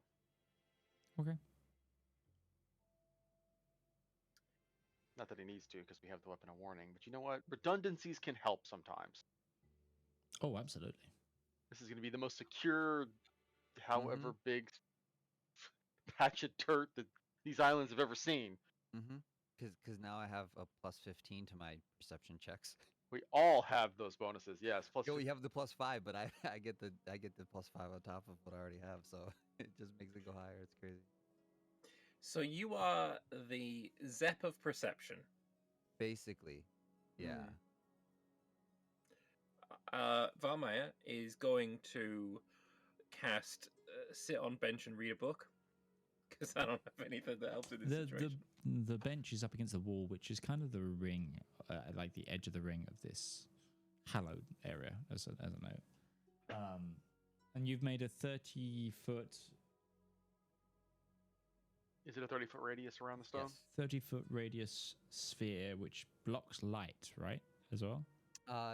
Yes. So it'll block any light from leaving it. Yeah. So like if we have a campfire or torches or anything like that, it's not visible outside of that sphere. Okay.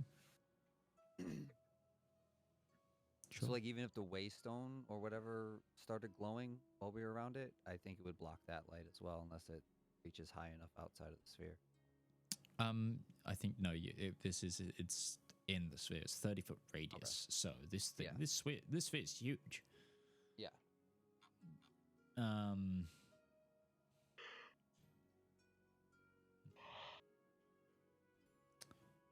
It doesn't prevent light coming in, does it? No, it just stops light from going out. It says flames in the sphere aren't visible outside it. Sure. It just awkward. It's like, yeah, it makes you really good at perception, but also blind beyond this radius. Yeah. So we can see outside of it, but people can't see into it. Yeah. So it's like a one-way mirror. Yeah. Kind of. Yeah, it's For a one-way light. mirror that they can kind of see through. Sure.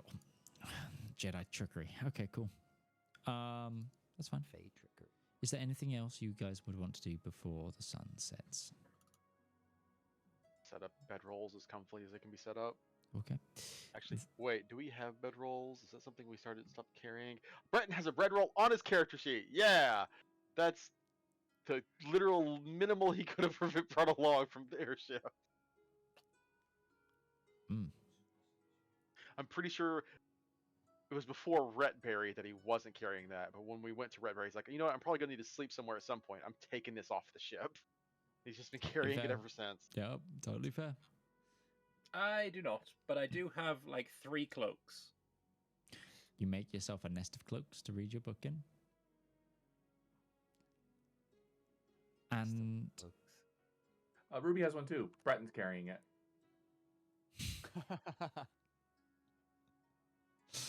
That actually sounds like a really good shop. Nest of cloaks. Ran by a... That sounds like a magic Arakocra. item, actually. That too, yeah. As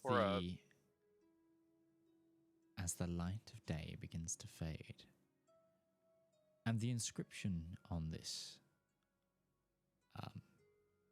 begins to glow on the structure that you've rested beneath, as that begins to glow, and the sun sets over the horizon. After a few hours of waiting and setting up a camp and watching the trees shift around the perimeter, we're going to go ahead and end the session because we're 8 minutes from the end, and I think that's a good place to leave off, story-wise. I feel like you've learned a lot today. But anyway, all we've got left to do today, friends, is to thank everyone who's been here. I've been joined by the wonderful Kinda Odder. I've been joined by DM Lake, by Lord Lambert, and Bethany Rose. We're normally joined by Commissar Roach and Ghibli Jam. I've been Midgeman. We've been the Component Cast Monday team doing the Elendor Chronicles, and we'll be back for the next episode soon. We'll see you around. Bye-bye now. Toodaloo.